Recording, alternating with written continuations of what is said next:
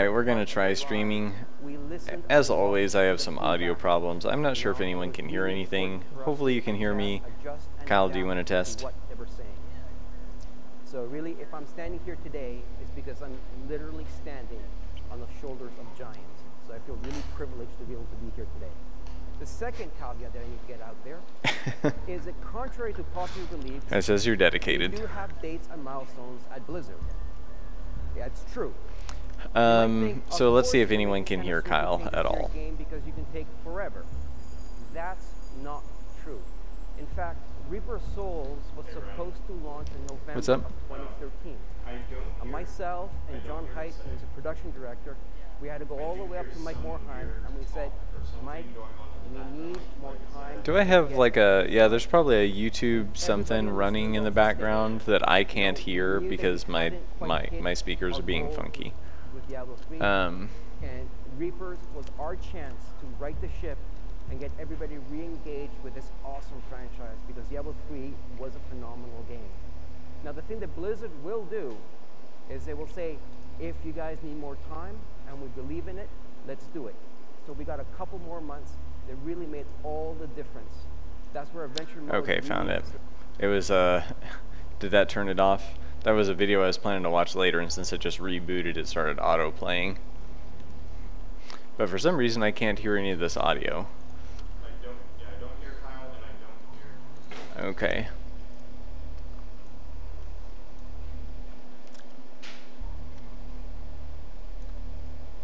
Okay, so now I can't hear Kyle, but you're probably going to be able to if I had to guess. I'll test that.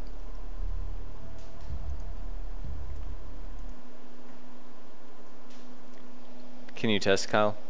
I have been, yeah. Yeah, I still can't hear you. Yeah, I can hear, Kyle. Okay, so you can hear Kyle, but I cannot.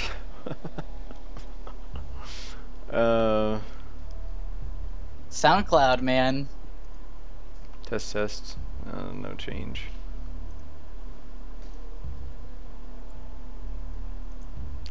What would have changed?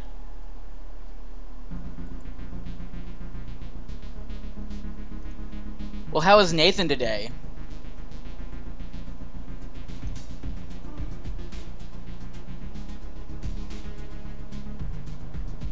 Hey, I can hear music now. Hey, there you Okay, go. yeah, I can't hear music or Kyle, but I assume you can hear everything. So, but it's pointless if I can't hear Kyle. So. No one wants to hear me.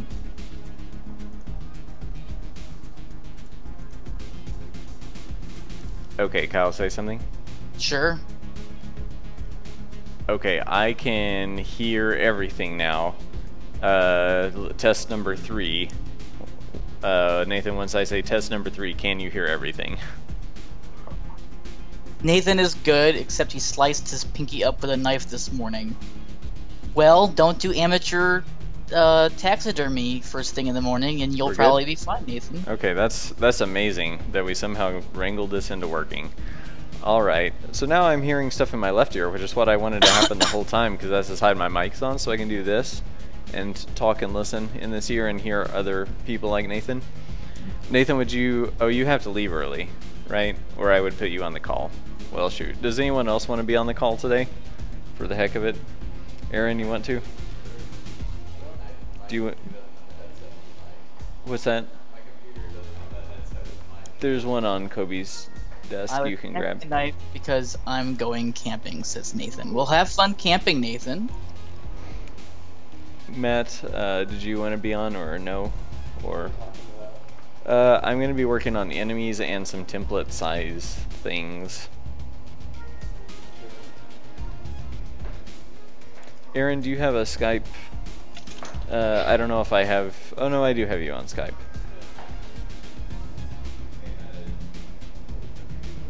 Of course, Nathan.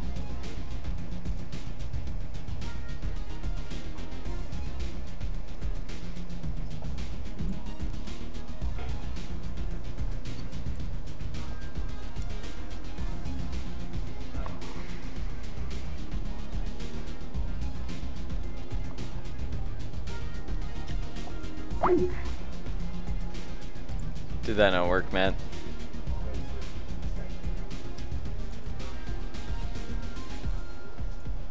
Oh, Kyle, are you taking care of it, or?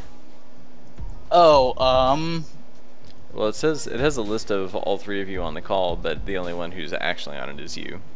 So I'm just gonna start working on some stuff here while I'll let you guys figure out who's getting added to the call. Hopefully it won't destroy our bandwidth. yeah.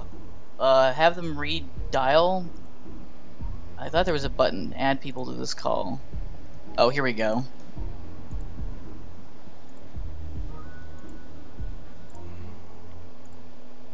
Okay. I added them to the call. I don't know if that worked.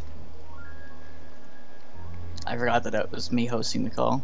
Yeah, I still don't see them showing up. Might end up being a failed experiment. I wonder if they can be added if you're the only one on video, or how that would work. Not actually sure. I have no idea. Did they not get calls?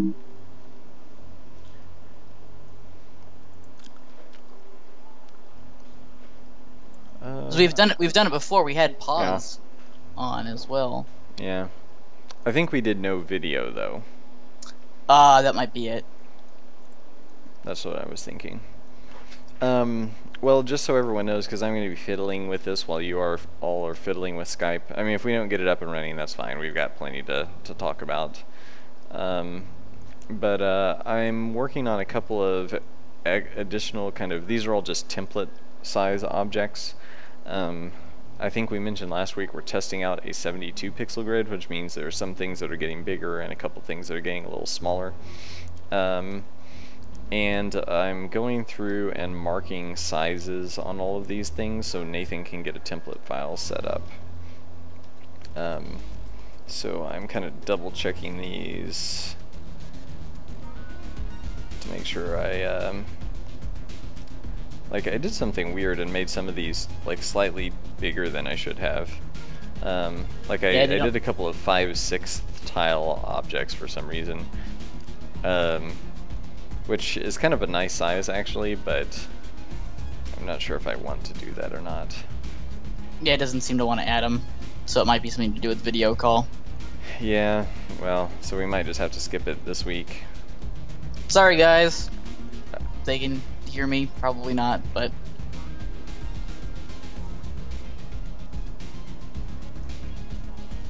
Unless someone else knows how to do Skype magic. Well, I tried adding Matt and that didn't work either, so I guess you what?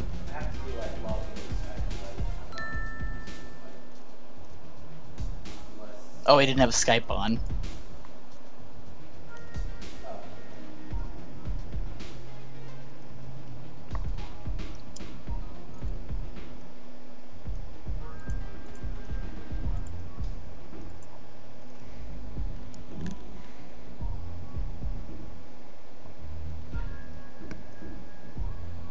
It's all cool. So what are you doing? You're doing template sizes? Yeah, I was kind of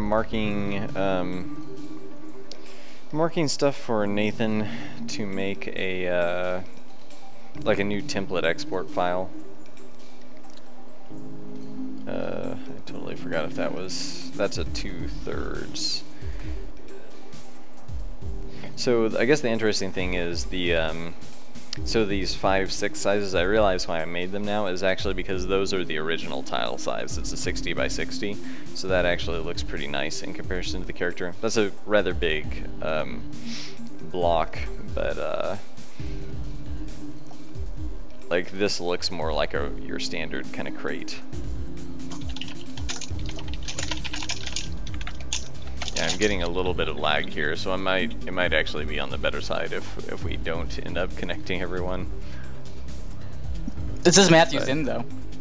Huh? It says Matthew is in. Matt, can we hear you? Oh, okay. Well, hi Matthew. How are you? I still don't hear Matt. Still muted? No, I muted myself. So why are you on the call if you're muted? Oh, I was talking. Just worry about a second. Okay. Well, Baker, you gonna take that? You're the boss, aren't you? I don't know what he said. Are you getting him and I'm not? It wouldn't surprise me, actually. No, I can hear him through your mic. He Okay. muted himself because he's talking to someone.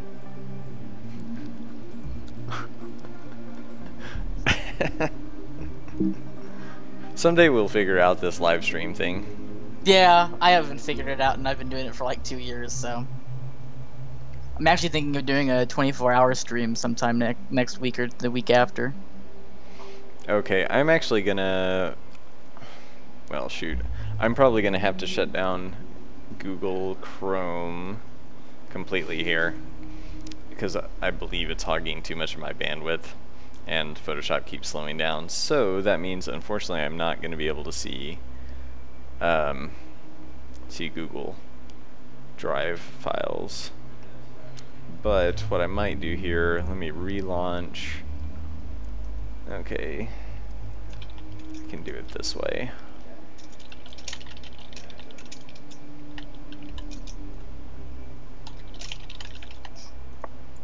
For those of you who are here to see us not have the clusterfuck, I have started uploading all of the VODs to YouTube. Only 2 of them aren't there.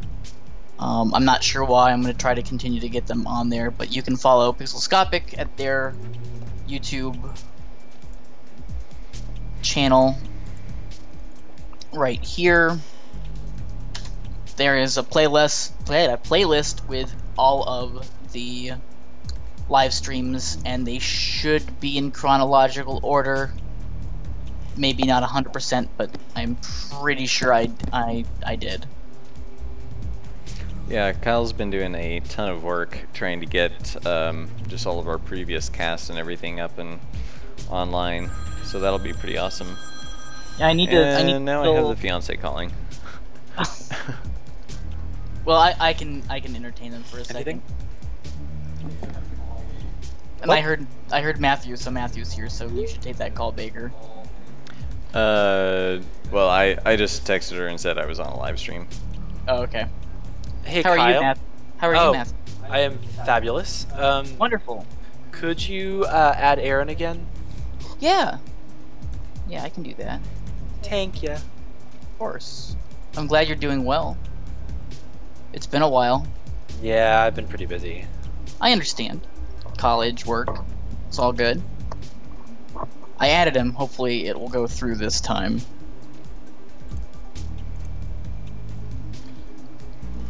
And you are coming through. I have Doom saying he heard you. Yay. So we'll see if we get... Aaron didn't seem to connect. I think since he has the invitation, he can go into Skype, and there's a button if he clicks on, I think, Baker's name, it'll say join call, and he should be able to join call. Yeah. And I can go to his profile and just add to call too. Man, I haven't done Skype in like... I use like Skype every single day, but it always changes how things work. And it sucks in Windows 8. I discovered when I had to get a laptop. I hate Skype with Windows 8. Have you guys upgraded to Windows 10? We were talking about it. Nathan, you haven't upgraded to 10 yet, have you? Windows 10? I think he's got his headphones on, so he is not here. Yeah, he has no idea what we're talking about. Does he, even if he doesn't have the headphones on? Burn. Or anything. He's gonna hear that in like 30 seconds and Yeah, get you back or something. 1 sec, I gotta mute myself again. no problem.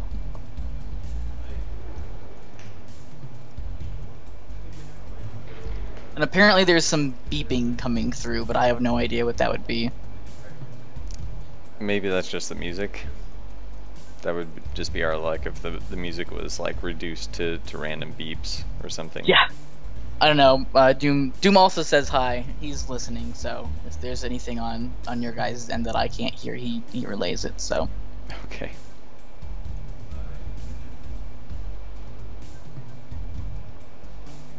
Well, one day we'll all have to be in the same room, and then there won't have to be any of these technical issues. There will still be technical issues. Guaranteed. Because that's just the way of things, but it'll be much easier to manage when everyone is inside the office. We did it! He's coming back. Awesome. Test 1 2. I hear you. Awesome. How are you today, Aaron? I'm doing pretty well. Good. I started replaying Dark Souls, since I know at least Aaron is a big fan. And it still holds up, even after the first playthrough. I still need to make some time to get some play in. I'm still being a slacker. Can I just like admit like that I will never play that game ever? Yeah, of course. Okay, cool. I'm never gonna play the game. That doesn't mean I'm not gonna judge you. You can judge away. You're like miles away from me. Oh, I don't think that. I'm not. Why are you never gonna play Dark Souls ever? Well, for one, I don't know. I don't like the art style at all. Like, it kind of just turns me off. It is kind of ugly. I will say that. Like, I mean, it's intentionally ugly to some degree. Yeah, it's a sick, dying world. That's no excuse. Just like my heart. But I hear that everyone hated that Dark Souls 2 got prettier. So I think people like it to be ugly and dying. Is that fairly accurate?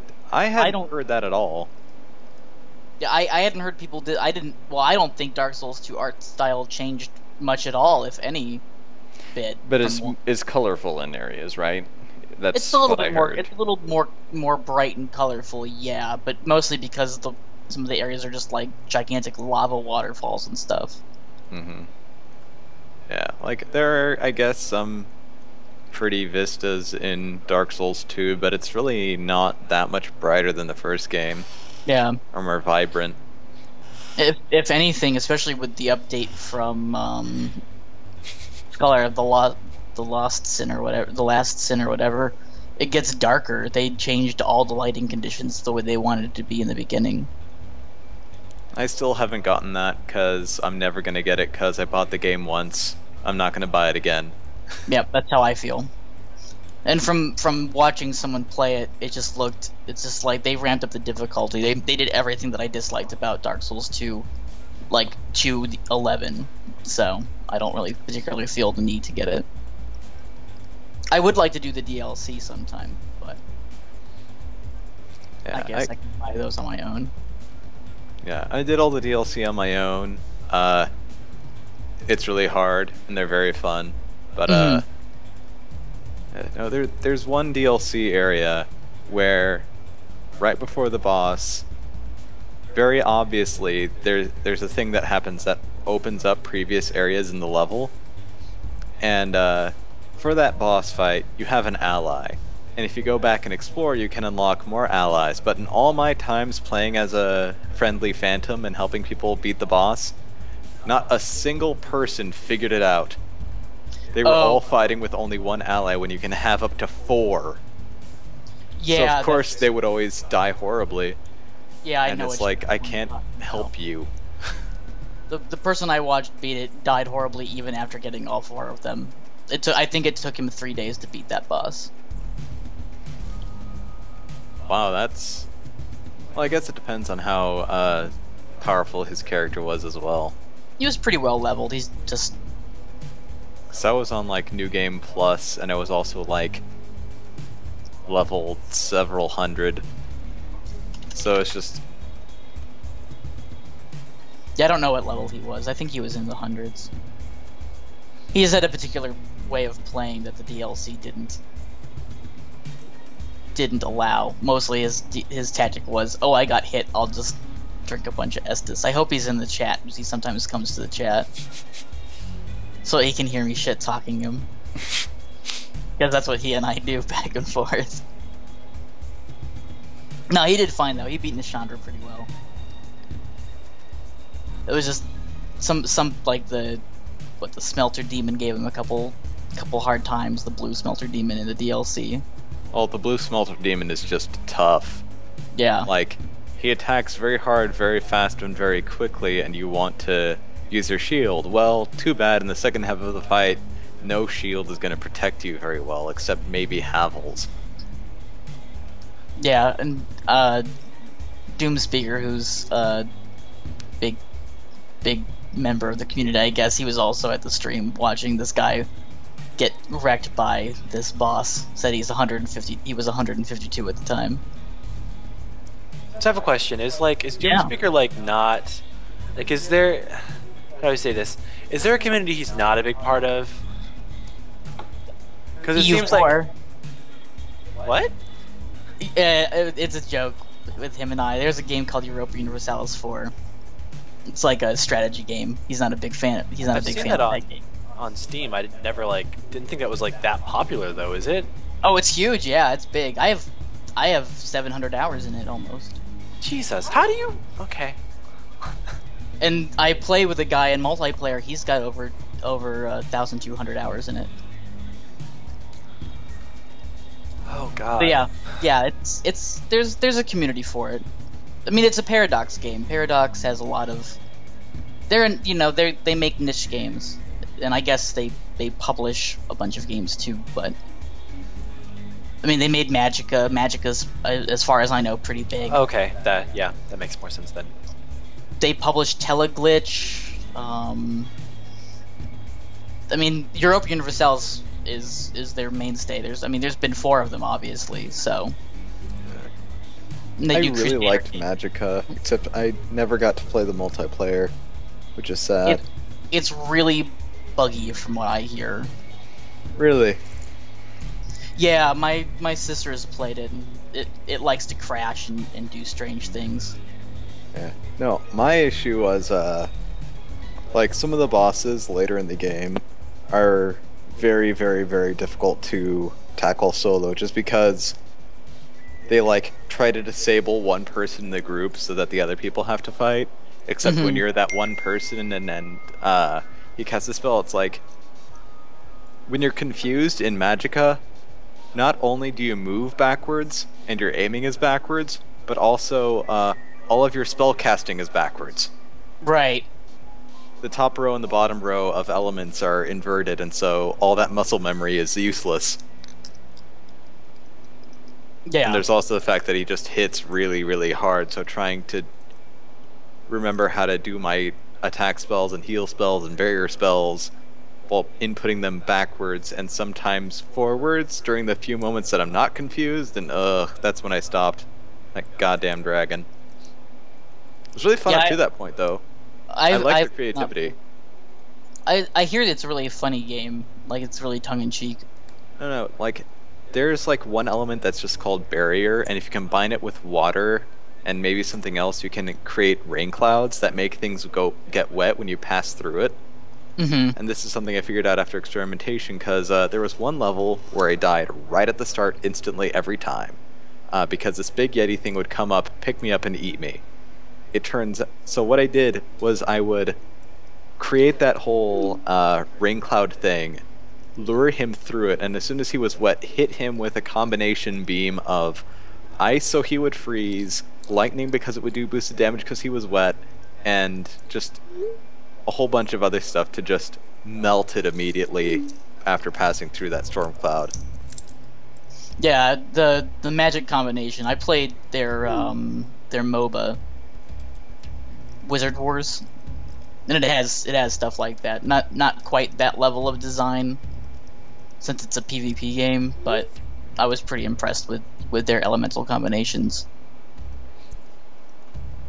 And Magicka 2 is out now as well. Yeah, I've heard barely anything about it. The little I've heard hasn't been good. Yeah. Also, Matthew, Paradox published City Skylines, which I think you've played. Oh, okay, yeah, okay, cool. I played that for a little bit. I got a little obsessed over it, but at the same time I kind of had things to do, so I didn't really dedicate as much time as I'd wanted to. But it's a fun game. Like, I think they did a good job on it. Yeah, I definitely liked it.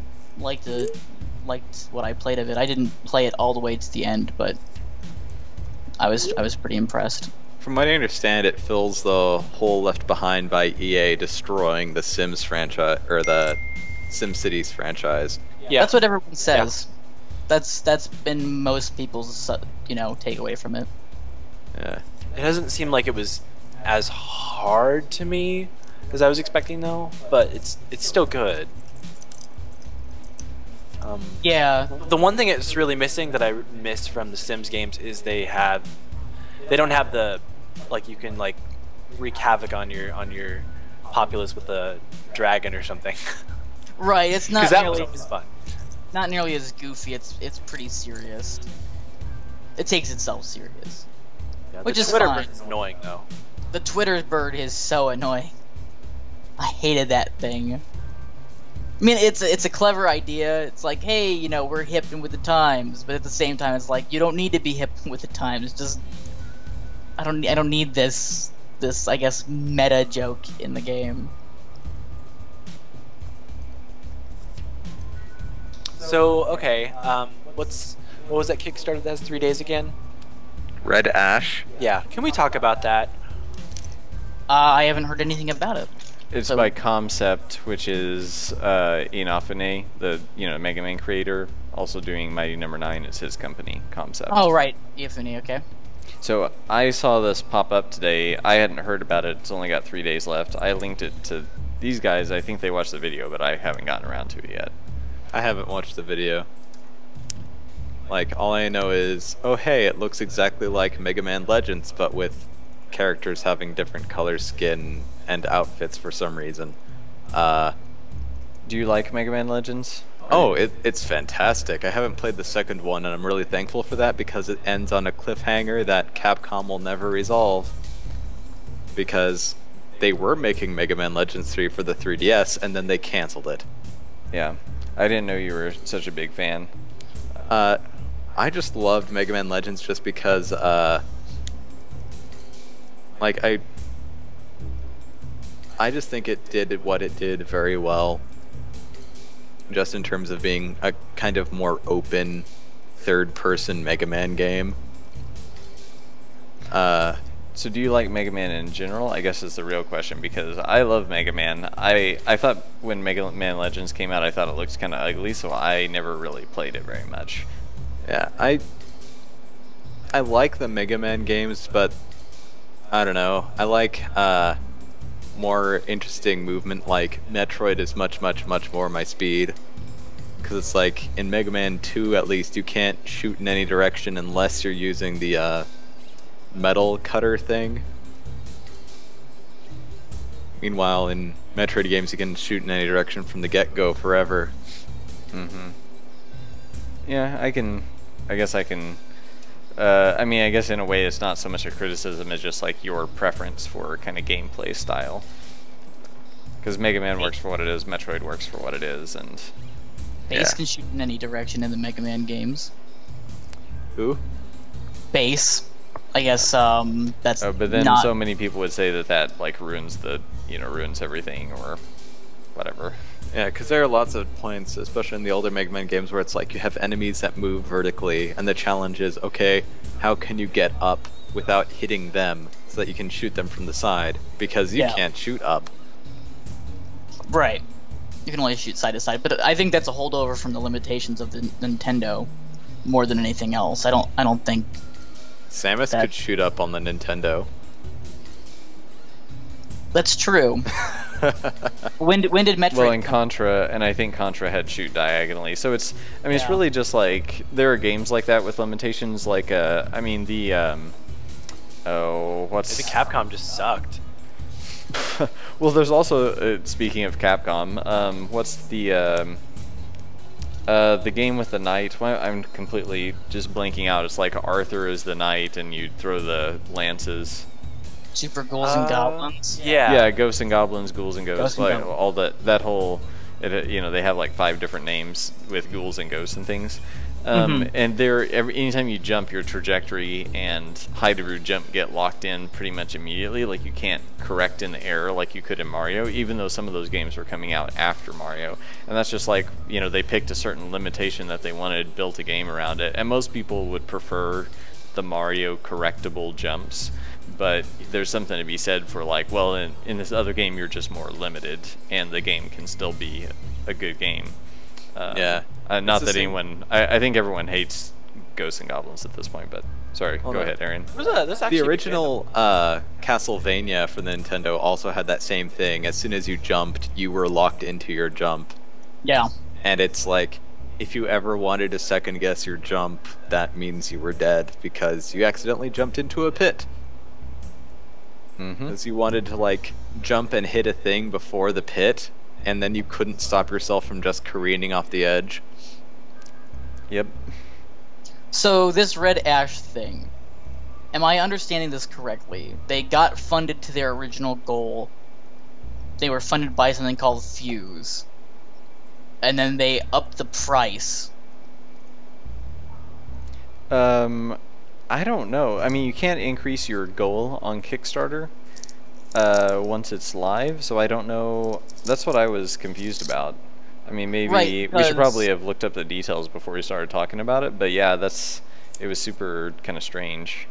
So yeah, they've got 6,037 backers to a point of $484,958.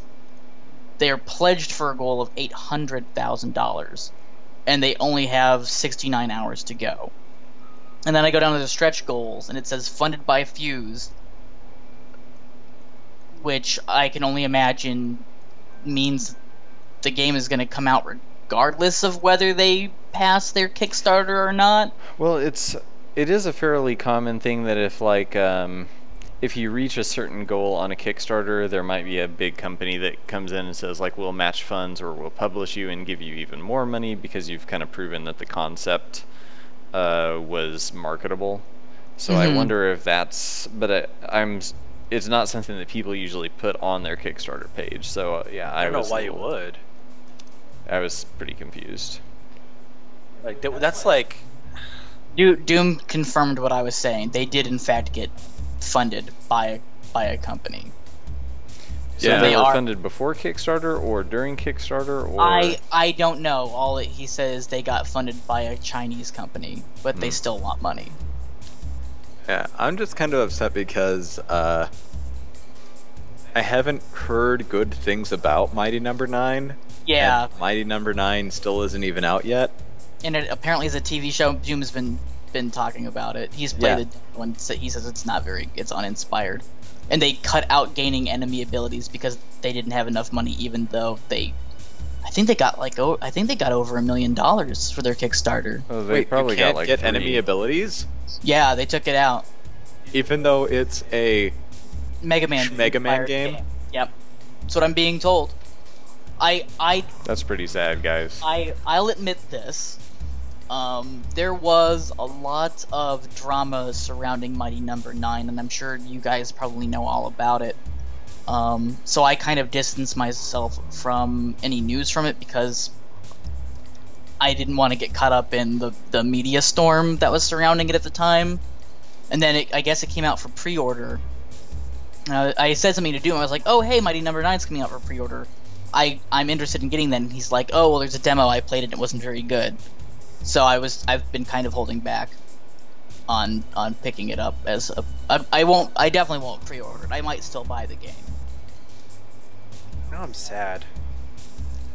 The goals originally were meant to get even more money. They got funded after it was made previous that they couldn't kick scam, is what Doom is saying. Kick scam. Yeah. That's the word. I'm saying word for word what he's saying. So yeah, I mean, it's a shame if Mighty Number 9 really is as bad as people are saying, because I didn't enter the Mega Man competition, but I love Mega Man. Mega Man 2 is, I think, the very first video game that I played all the way through. I wasn't a big gamer back in the Nintendo era, so I didn't play too many games. I really like the Mega Man games. I like the X games more, but so I was happy to see, because Capcom's not going to make another Mega Man game, and even if they did, I probably wouldn't buy it because Capcom. Oh, they'll probably do some kind of reboot in a few years, and I mean, they've rebooted it so many times. It's like surely they will do it again. But I think Well, they're they, kind of. they did reboot it recently. They made it a mobile game, and it's awful. Yeah. Well, was that actually a reboot though? Yeah, like, at least the media that they made for it was just like, hey, you have more Mega Man now. And it's like, he's back, all this other stuff, and it's like, and you can, like, pay for boosts to get further in the game and all that other, of course, Oh yeah, other I stuff. did hear about that.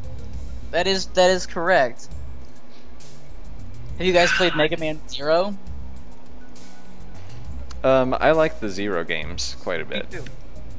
I have the Master Collection for the DS. I was a big fan of those games. They're hard. At least the first one was. I really liked Mega Man X. That was the only one of the X games I beat. I tried playing the other games and it was just...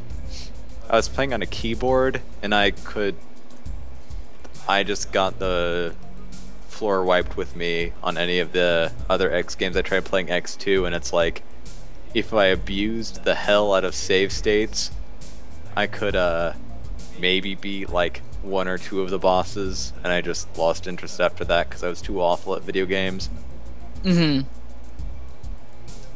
2 and 3 are really, really hard. 4 on, it gets a little easier. 3 is probably my favorite. The end boss fight you have in Mega Man 3 X3 is really cool. Yeah. What irked me was that in Mega Man X2, there was you get this like scanner ability that'll point out like secrets or something. Mm-hmm. And every now and then I would see like it would shoot out this box, and then the box would center on something that was a secret or important. And it would center on things, but you wouldn't have the tool to figure out what it was actually trying to reveal. So it's like, hey, there's a secret there, and I can't do anything about it. And that's frustrating. It was the kind of thing probably where you had to go back later once you had all the tools in your arsenal and try to... Yes. Yeah. Yeah, and I just like... If you're gonna give me the ability to find hidden secrets, that's like... I don't know, finding a whole bunch of bombable walls in a Zelda game long before you even knew that bombs were a thing. And then like... I don't know. That's not a good analogy. Well, yeah. Well, I mean, it kind of works whenever you do like Zelda because you sort of recognize you to backtrack. Yeah, well, it forces you to backtrack in the other ones, in the other games too. But like, because like there's only a few ways to get certain like secrets, like in the Zelda games, it's sort of recognizable and something you can kind of like latch onto. Whereas like a game that has like a shit ton of different things that like have different ways to access a secret item, like you kind of gets lost on you because there's not one thing that like you're really thinking about, like I need to come back to. Right. I mean, but I also think, I mean, there's always been secrets in Mega Man games where you can't access without the proper item. It just usually you can't scan for them. They're always there. It's just usually in a Mega Man game you have to find them yourself. So I remember in like Mega Man X there were stuff that you had to like use a cutter to reach, or like whenever you beat a stage it would affect another stage, and you could only get to some things in other stages if you beat the other stage first. Mm-hmm. And so I thought that was neat. But it was like, you know, a better analogy would be like being given a tool to find bombable walls and yet not having bombs. Right, but would you prefer would you prefer those still being there and you just not knowing about them? Yeah, because it's like if I get bombs and then it's like, oh hey, here's a tool to let you find more of them. So like because in a lot of older games there's just like secrets everywhere, and if you miss a bunch of them it doesn't matter. So if you just like have an ability to go with a fine-toothed comb over old stuff to find any secrets you might have missed, that would be cool, I think. Yeah. But being given the comb and not being given the ability to do anything with it, just like, hey, there's a secret here, congratulations, you found it. You mad, bro?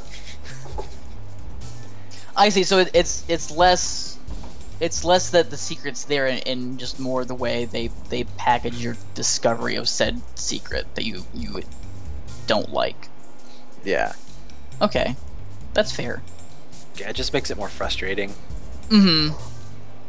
I can understand that. Well, you don't want to like make your. You don't want to give the user power and then suddenly tell them they're powerless. Even then, like it's sort of a.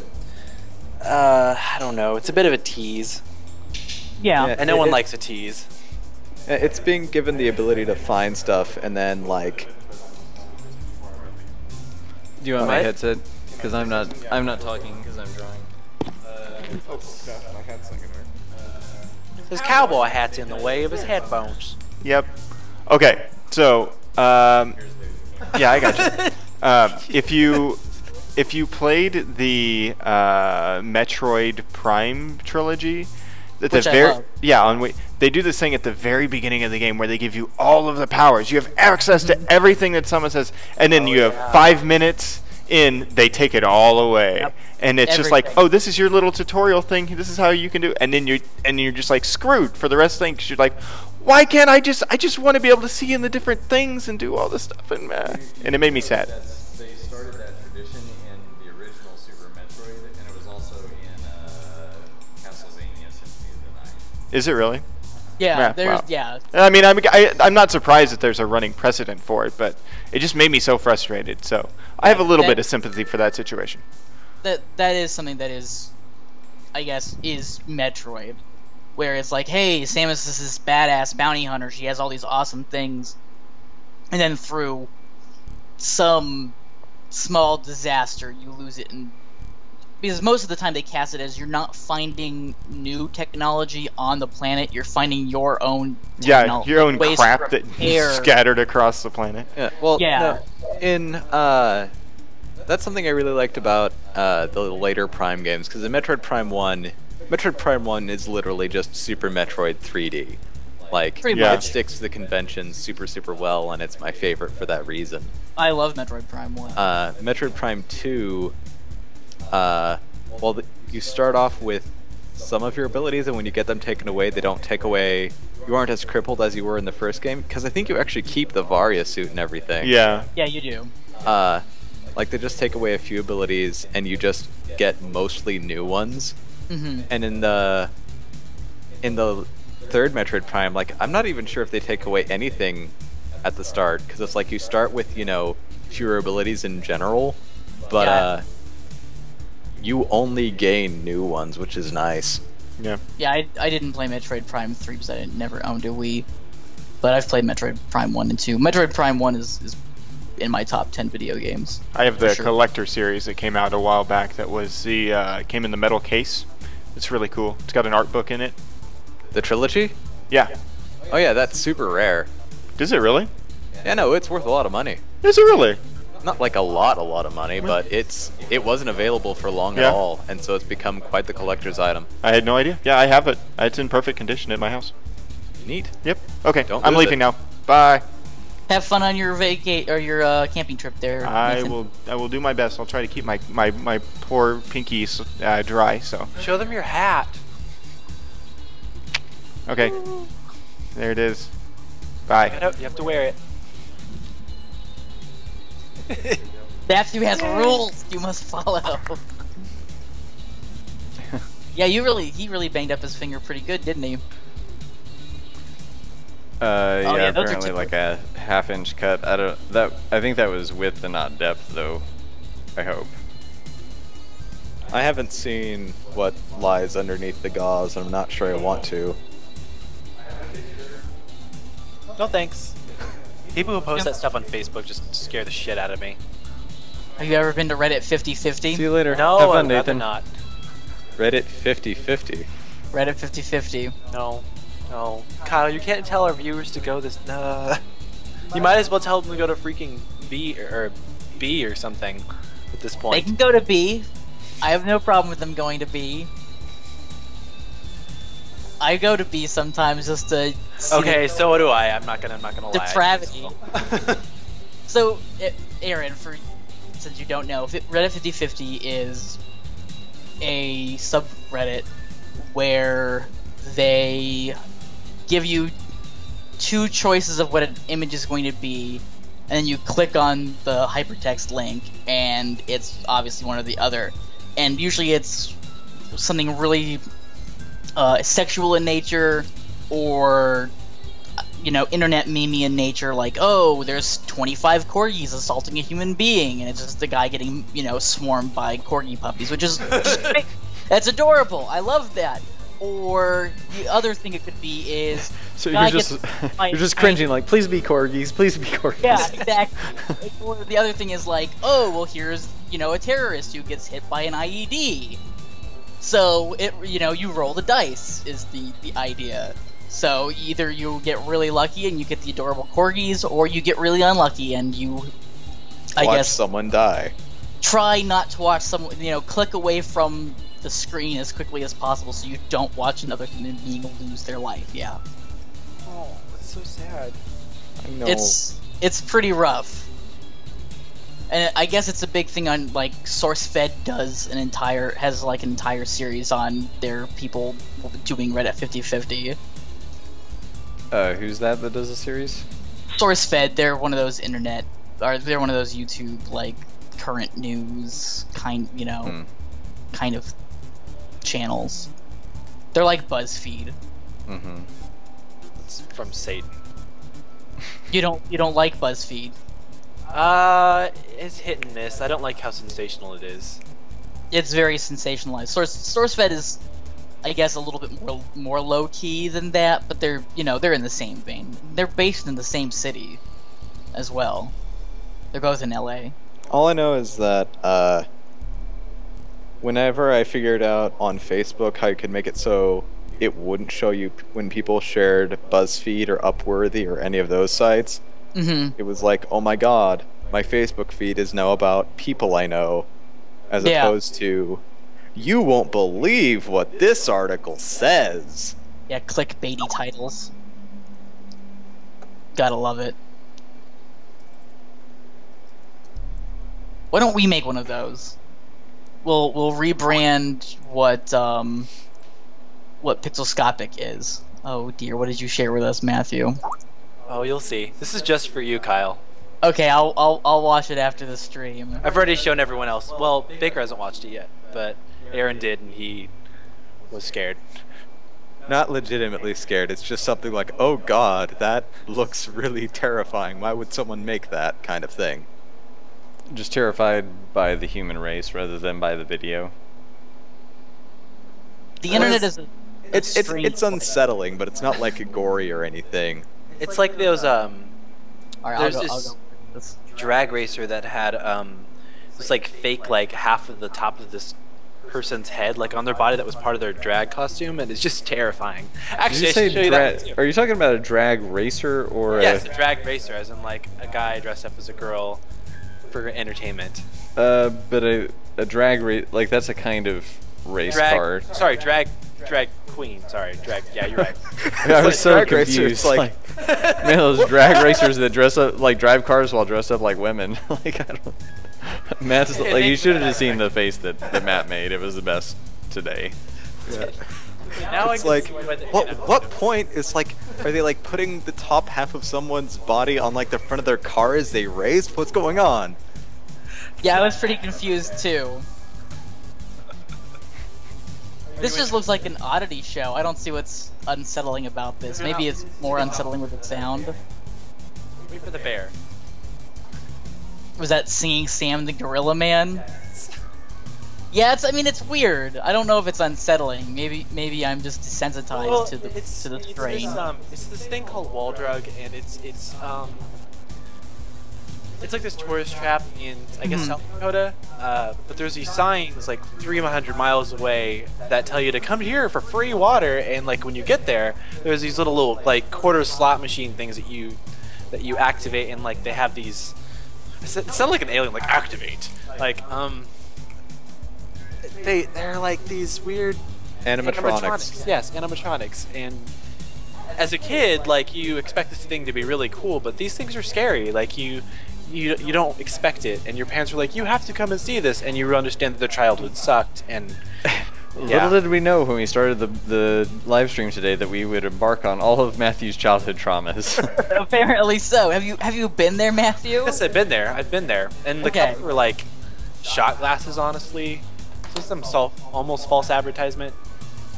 Yeah, the thing about it is that it's like it's a whole bunch of animatronics that are like run down and unserviced. So instead of like seeing, you know, this hokey, fake-looking thing do a silly dance, you just see this robot human with weird eyes that's just twitching while some like folk song plays in the background.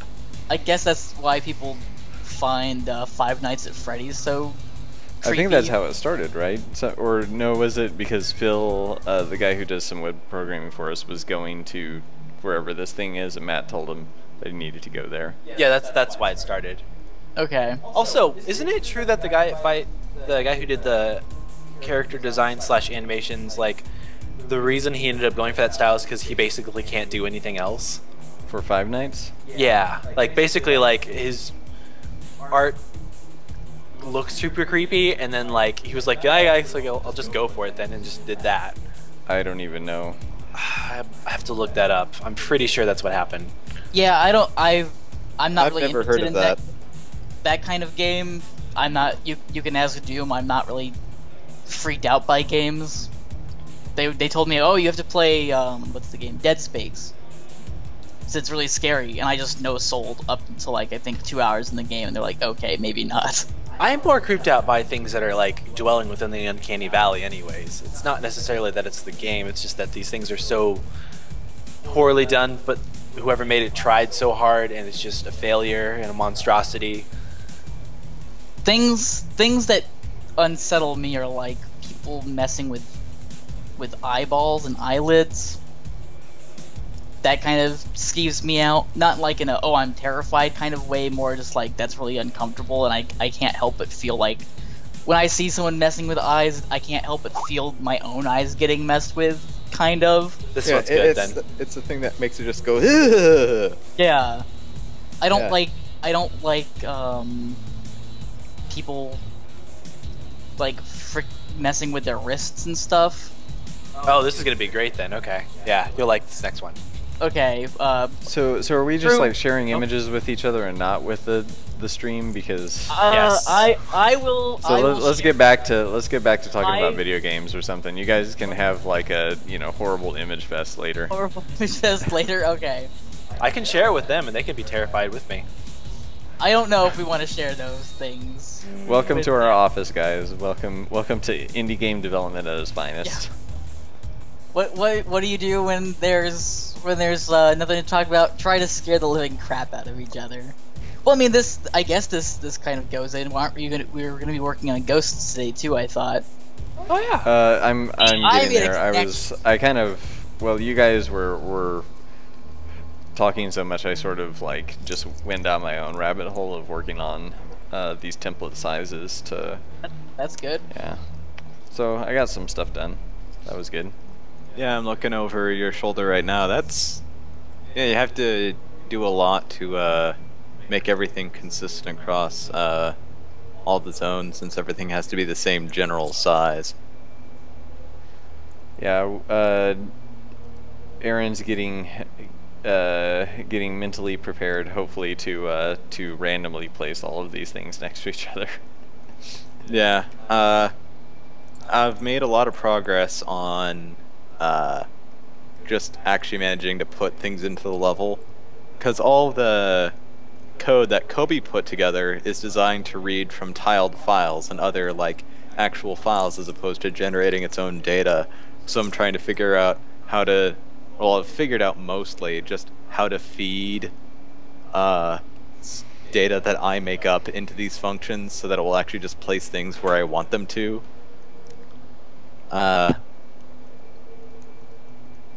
But I've been making a lot of progress.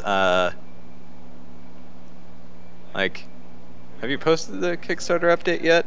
Not yet. I still need to do kind of the final edit.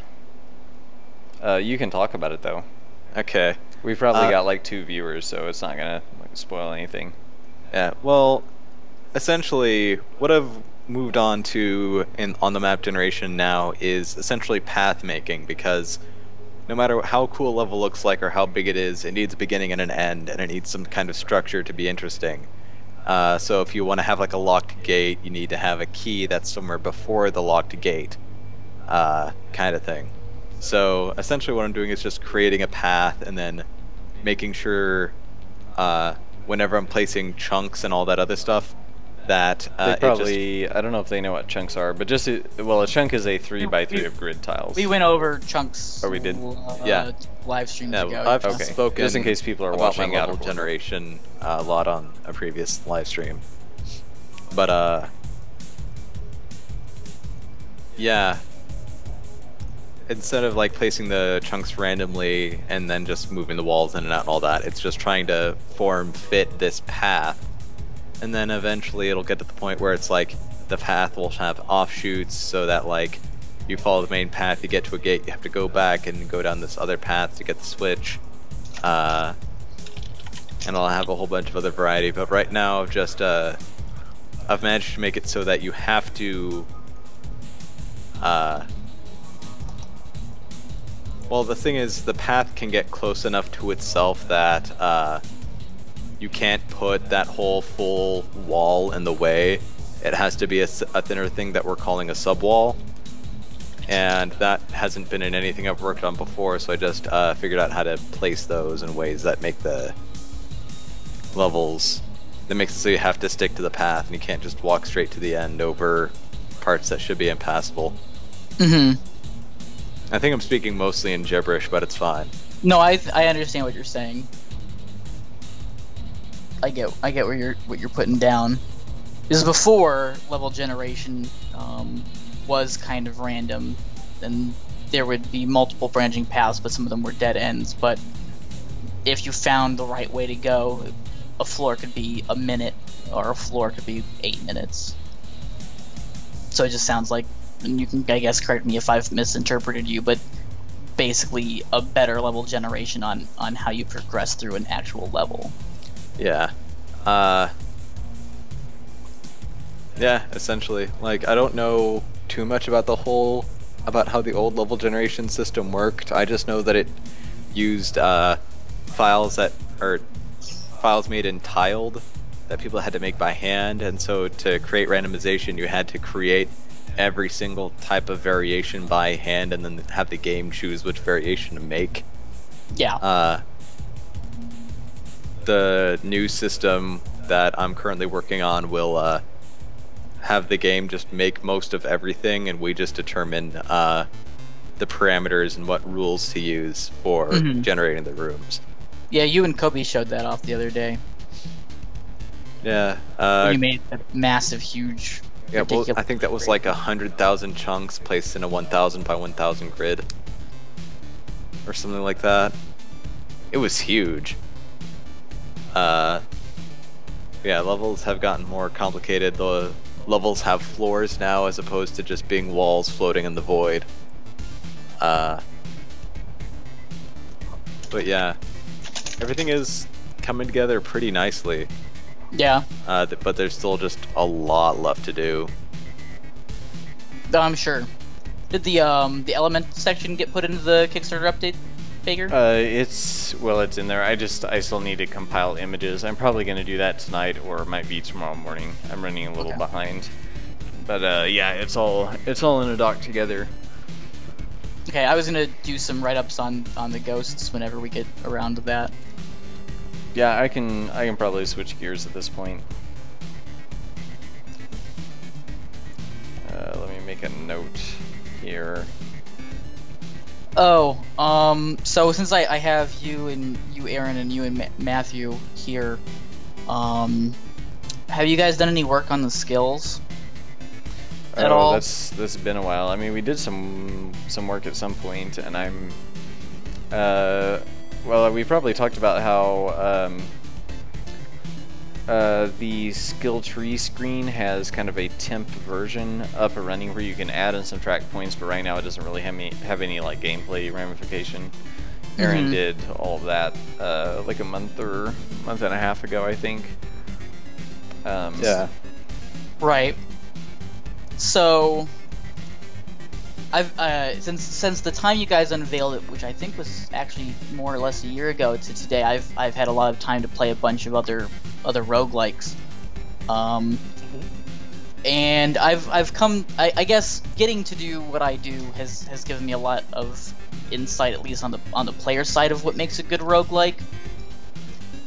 And I don't know if you guys have seen this out. It's called Dungeon Souls. I don't know how long it's been out. Doom clued me in on it, and I've been playing it quite a lot. I'm gonna have to look this up really quick because they all have such similar names that I forget. They do. I like it. It's not the best roguelike I've ever played. Obviously, that's so. Is it a turn-based roguelike or action? No, it's action-based. Oh yeah, this is the one it's kind of shootery. I'll put a here. I'll just throw this on the screen really quick. It's kind of like fantasy Nuclear Throne. Is a good way of thinking about it. Yeah. Yeah, it looked kind of interesting, but I mean, I'm not as interested in the kind of shooter roguelikes. I mean, I like Nuclear Throne, but yeah, I don't know. Sorry, I like it well enough. The level design is not very good. It's just, they randomize it. You have to go to these seals and unlock the seals, and then you can progress down to the next level, which, that's cool. I like the concept behind the level design, that part of the level design. But the biggest failing, and you guys can kind of see on the screen if you're watching over Baker's shoulder, or just on stream when it shows the characters, they have 2 regular skills, and then you can level up how much health you get out of healing potions, or you can level up your basic attack. And I'm gonna try to come up with a decent term to kind of convey what I'm trying to say. I guess linear is a good term. Like, each skill goes in a line, and it's an improvement on your base. It's not very it's not very interesting. So it's like +5 health, +5 attack, +5 speed, and that's there's no variation in that. So I guess what I'm trying to say in relation to Delver's Drop from this takeaway from other games is maybe avoid filling the game with just flat bonuses to things. As a suggestion, if that. Sorry, can you repeat that one more time? I got stuck trying to save a file. Yeah, sure. So let's just take the rogue for example and have it on a skill tree. So, having nothing but skill ups in plus 5 damage with long swords, +5 movement speed, things like that. Those are, I guess, good filler levels for skills, but they're not very interesting, and it doesn't encourage me to level up and spend points. Yeah, because you don't really get more tactics out of it. It's just like, well, now your attack is more powerful, or right. Whatever. It's very linear. It's very one note. Mm-hmm. Whereas, I don't know. I mean, I'm not good at conceptualizing what you guys have planned for how the game works with skills. I'm sure you guys have some ideas, but I think there was one of these skills when you were showing the UI that you did, Matthew, which was awesome. I really loved it. With bows, where it would shoot 2 arrows in varying directions. That's an interesting skill because it changes the way you play the game. Mm-hmm. Yeah, and I do want to have a mix where, like, maybe you've got, say, your 10 points that you can put into this skill, and points, 1, 2, and 3 do just kind of increase damage, and then point 4 is suddenly, oh, now you're shooting 2 arrows, or, something where, like, incrementally, a few times, like, you got to kind of wade through some just, like, point-by-point flat level ups till you get to a new tactic. So it'd be kind of like Killing Floor 2. Which I haven't played. Well, I know never you like mind it a lot. then. Killing Floor 2, as you level up, there's a total of 25 levels, and every 5 levels you get a new, not necessarily ability, but like it'll be something drastic, like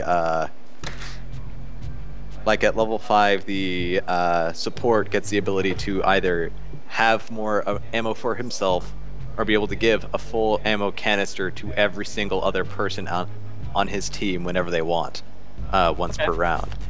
And before and after getting that perk is night and day, because guns don't hold as much ammo in Dark Souls 2, and having a bunch of supports on your team with a whole bunch of ammo is just absolutely necessary, and just is a miracle of the universe. But between those big perk changes, it's just you have these stats that just increase over time. Like your support, you specialize in shotguns. Every time your level goes up, your shotguns do a bit more damage. Your grenades do a bit more damage, kind of thing. Right.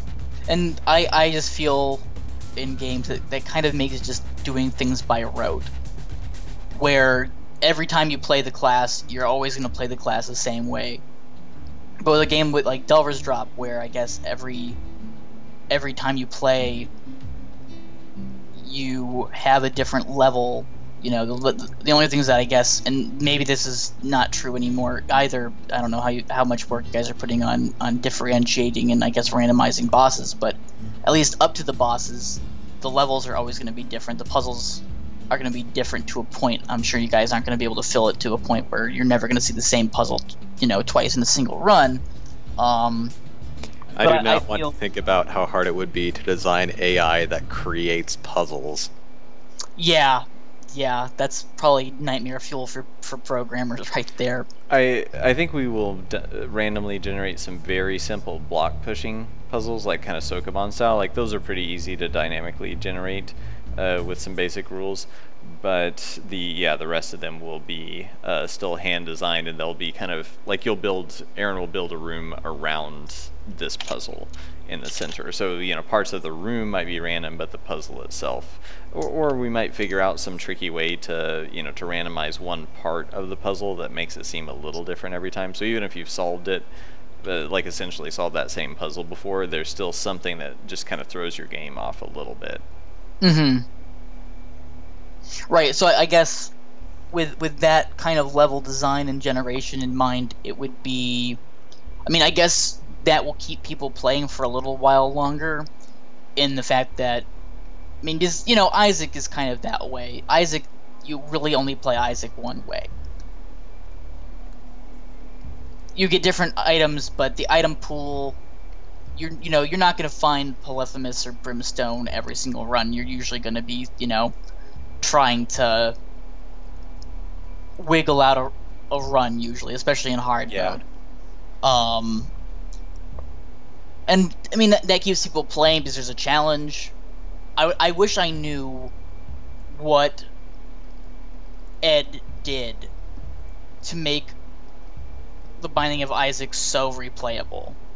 Because even though I have like 300 hours into the game, I couldn't tell you why it's replayable other than it's a fun game. And maybe that's the base. Maybe that is the only thing. Well, it's from what I've played of it, it's two things. One, the gameplay is simple but solid. You turn and shoot. But the other thing is, this isn't necessarily a positive thing, but it does a whole variable reward system. It's kind of like gambling, where you hope for, you know, awesome things to drop, because it feels really good when they do. And the entire time that they don't drop, you're struggling, but it's still fun. But then you still always want that great thing when you get it. It feels really good, because it's like, yes, now I can, this run might go really, really smoothly. And it's that kind of anticipation and reward kind of thing that I think makes it so addictive. I think you're right. I think there's definitely a level to that. And that's why I haven't played Rebirth or anything. I've only played the original Binding of Isaac, and that's one of the things I can't stand about it. Because it's like, there have been so many times where I'll end up with just no keys. No keys will ever drop. So I can't open chests, I can't get into the treasure room that's on that floor. I'm just stuck with what I have. And so I have to fight the boss with, you know, not having any real upgrades except for a pill that I took once that lowered my speed. Yep, there are definitely runs like that. And Rebirth is much more fair because, like, you know, having good and bad luck is one thing. Consistently having just awful runs unless the stars align and you actually get enough keys and bombs that you need to get all the secrets that you come across. Like, I just couldn't get into the original Binding of Isaac. I'm the same. I think you stumbled on something, is that it really, like, the addicting factor. I mean, okay, so there's nothing about the moment-to-moment gameplay that's not really fun to play. Like, running around shooting, like you said, fun. Like, but the metagame is basically like a slot machine for gamers, so it keeps you coming back because you're like, oh, this run maybe I will hit the jackpot, or at least make my money back. And so there's this kind of like gambling rationalization that keeps you addicted, and keeps you trying for that random chance that next time you'll either not lose everything and get like a a horrible build, or that you maybe would hit the jackpot or whatever. Yeah, and there's also always the outcome that instead of what was I gonna say? Yeah, and there's also like mixtures of stuff where it's like things go okay, but now things are really hard because you've gotten to a point and you haven't gotten any kind of jackpot, but you're still doing kind of well, and so things are really close and it's exciting. Right. So it's just like, it's a slot machine where most of the outcomes are good, because you can still technically win without getting any upgrades at all. It'll just take forever and be an awful, suffering nightmare. But it'll be hard, and that can be exciting to some people. I have Doom saying the same thing. So we basically just figured out why Binding of Isaac is a good game. Yeah, right, guys? which is great. Sure. No, that's good, because if you know why one game is successful, it doesn't necessarily mean that your game will be successful, but never hurts to take the correct lessons from other people and apply them to yourself. And apparently things kind of broke down. Doom saying if you want a good Isaac game with good RNG, just don't play Wrath of the Lamb. So play the original, or yeah, play the original without the DLC. Yeah, it seemed like it did get like a lot more frustrating once I got the download, actually. So yeah, I agree with that. What's the Wrath of the Lamb? What does that do? That's the expansion pack for the first one. Yeah, there's a lot Binding more Isaac, items, and yeah, there's Binding of Isaac. Then they did a Halloween update which put in Krampus. Or no, Krampus was I think Wrath of the Lamb. Yeah. Halloween update was Eve. And I think Satan. But well, so I guess speaking of Delver's Drop, kind of compared to, like, I think when we started working on it, we thought it was going to be a lot more like Binding of Isaac, but the longer we worked on it, and kind of once we got the game more up and running and kind of figured out what it is we were making, or what we wanted to make, it's diverged into more like, I mean, really, we are trying to make randomized Legend of Zelda, which is actually, you would think, because Binding of Isaac kind of cribs so many things from Legend of Zelda, you would think that that's what Binding of Isaac is, but it really isn't. It just uses kind of the look and the room layouts, and feel kind of similar to, well, really more like Zelda 1, actually. It is very, very Zelda 1, which is not the same kind of appeal that the later Zeldas have. Because later Zeldas are all about puzzle solving and exploration, and the first Zelda is more like, there is exploration, but as far as the dungeons go, it's very much room-to-room combat. Yeah. Mm-hmm. And so, I think we're trying to trend a bit more towards Super Nintendo and, like Link to the Past and Link's Awakening, because, those are just the games that we liked the most as kids, and even still. But I think we're also kind of, I guess, trying to figure out, like, I feel like our game is going to feel pretty unique in the space, especially when we're done with it and have some of the bigger features laid out. But I also want kind of this, like, well, I talked about the Borderlands comparison since the beginning, or sort of a or like a I mean, Diablo, Borderlands, actually very different things. They just happen to randomize weapons, but the kind of fast accessibility that both of those games have in a way, and so it's kind of like, you know, where's the intersection between all these things that we want to do, and how do you make that successful? Or does it, you know, as we found sometimes, like it just becomes too complicated, or the systems we were building, you know, building kind of a, I guess like the way we were doing level generation was a lot closer to a Binding of Isaac style, kind of building rooms and letting the randomization stitch them together or randomize certain parts of the room. And we were just finding like it was boring for us because we wanted a more, I guess, nuanced experience, like more of an adventure. Like Binding of Isaac isn't an adventure in any sense. It's much more like an arcade game with a lot of randomized power-ups and randomized level layouts.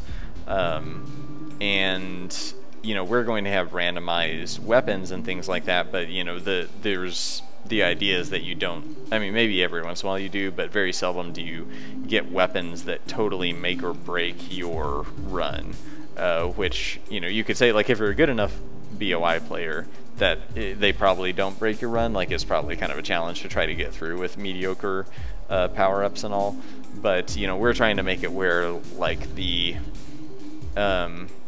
good power-ups are more, like, they make it more fun to play, but the game is still equally challenging, and you're still on the same adventure. And so the weapons and everything are more like just, I guess I think of weapons, you know, Zelda weapons are like the key to a single lock always. Like it's, I mean, usually they serve two purposes. They do a certain thing to enemies, they help you traverse a level in a certain way, and maybe have one other kind of puzzle function, so 2 to 3 functions. Whereas, you know, the way I kind of would prefer to think of weapons is like, you know, if you're on like the Lord of the Rings adventure, you know, you find Sting somewhere along the way, and it glows when orcs are near, but it's otherwise it's like, it's, you know, pretty much like just a regular weapon, slightly sharper or harder than usual, but it's, you know, its ability to defeat the enemy is based primarily in the hands and the skill of its wielder. And that's how I would like to think about our weapons and kind of powers that we give the player in the game, is that they sort of expand your play experience, or expand like just the experience in general. You know, if you're like, I don't think we can do this technically, but if your weapon glows when enemies are near or whatever, you know, is making the experience more immersive, feel more like an actual kind of adventure in this mystical world.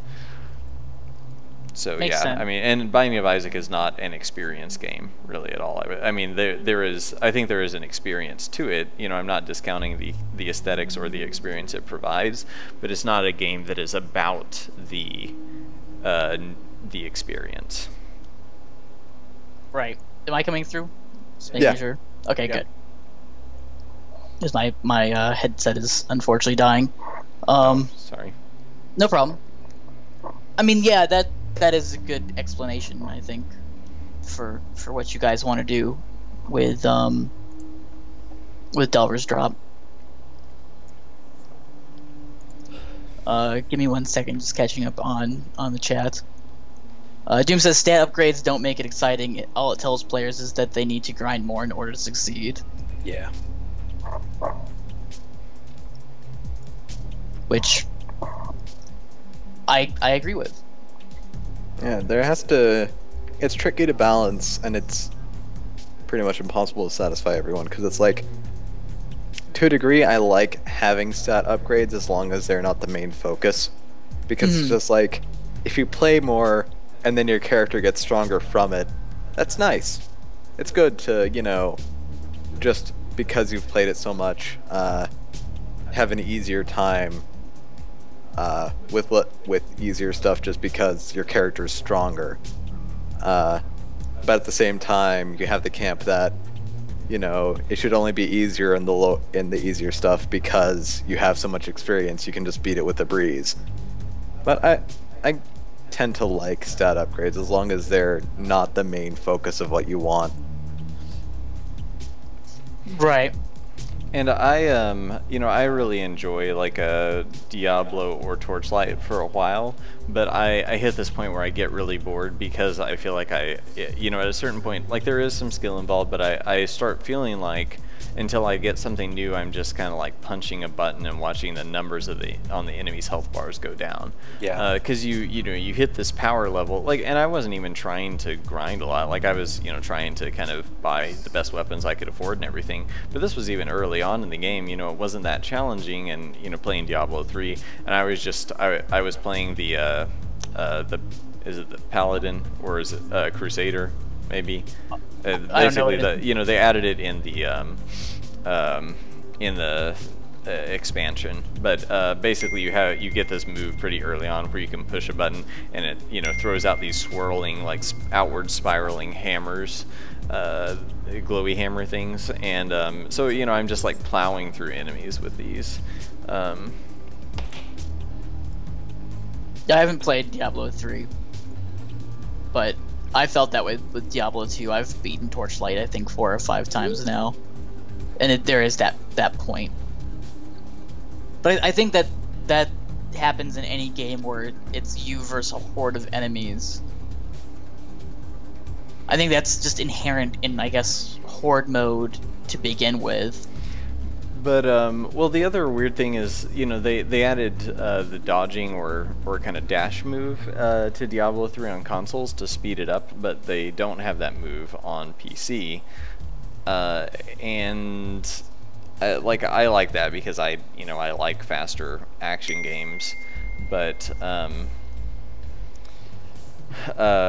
it's, you know, they could have done a lot with it. Like if they had that on PC, that I think they could have done a lot to like kind of increase the, you know, make you evade and back up and then, you know, toss some magic at the enemy and kind of run around and kite them around and snipe them, like, you know, make it more of an action game. Like I guess I would just prefer a more action-based game.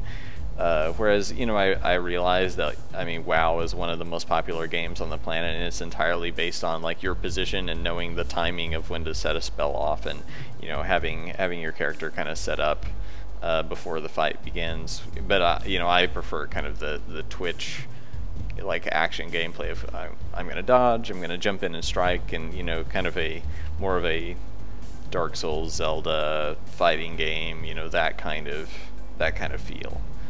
Mm-hmm. Have you played Darksiders? Yeah, I like Darksiders quite a bit. Yeah, I finished that a little while back, and I really liked how mobile you were in that game. Yeah, the first Darksiders is essentially Devil May Cry with Zelda dungeons.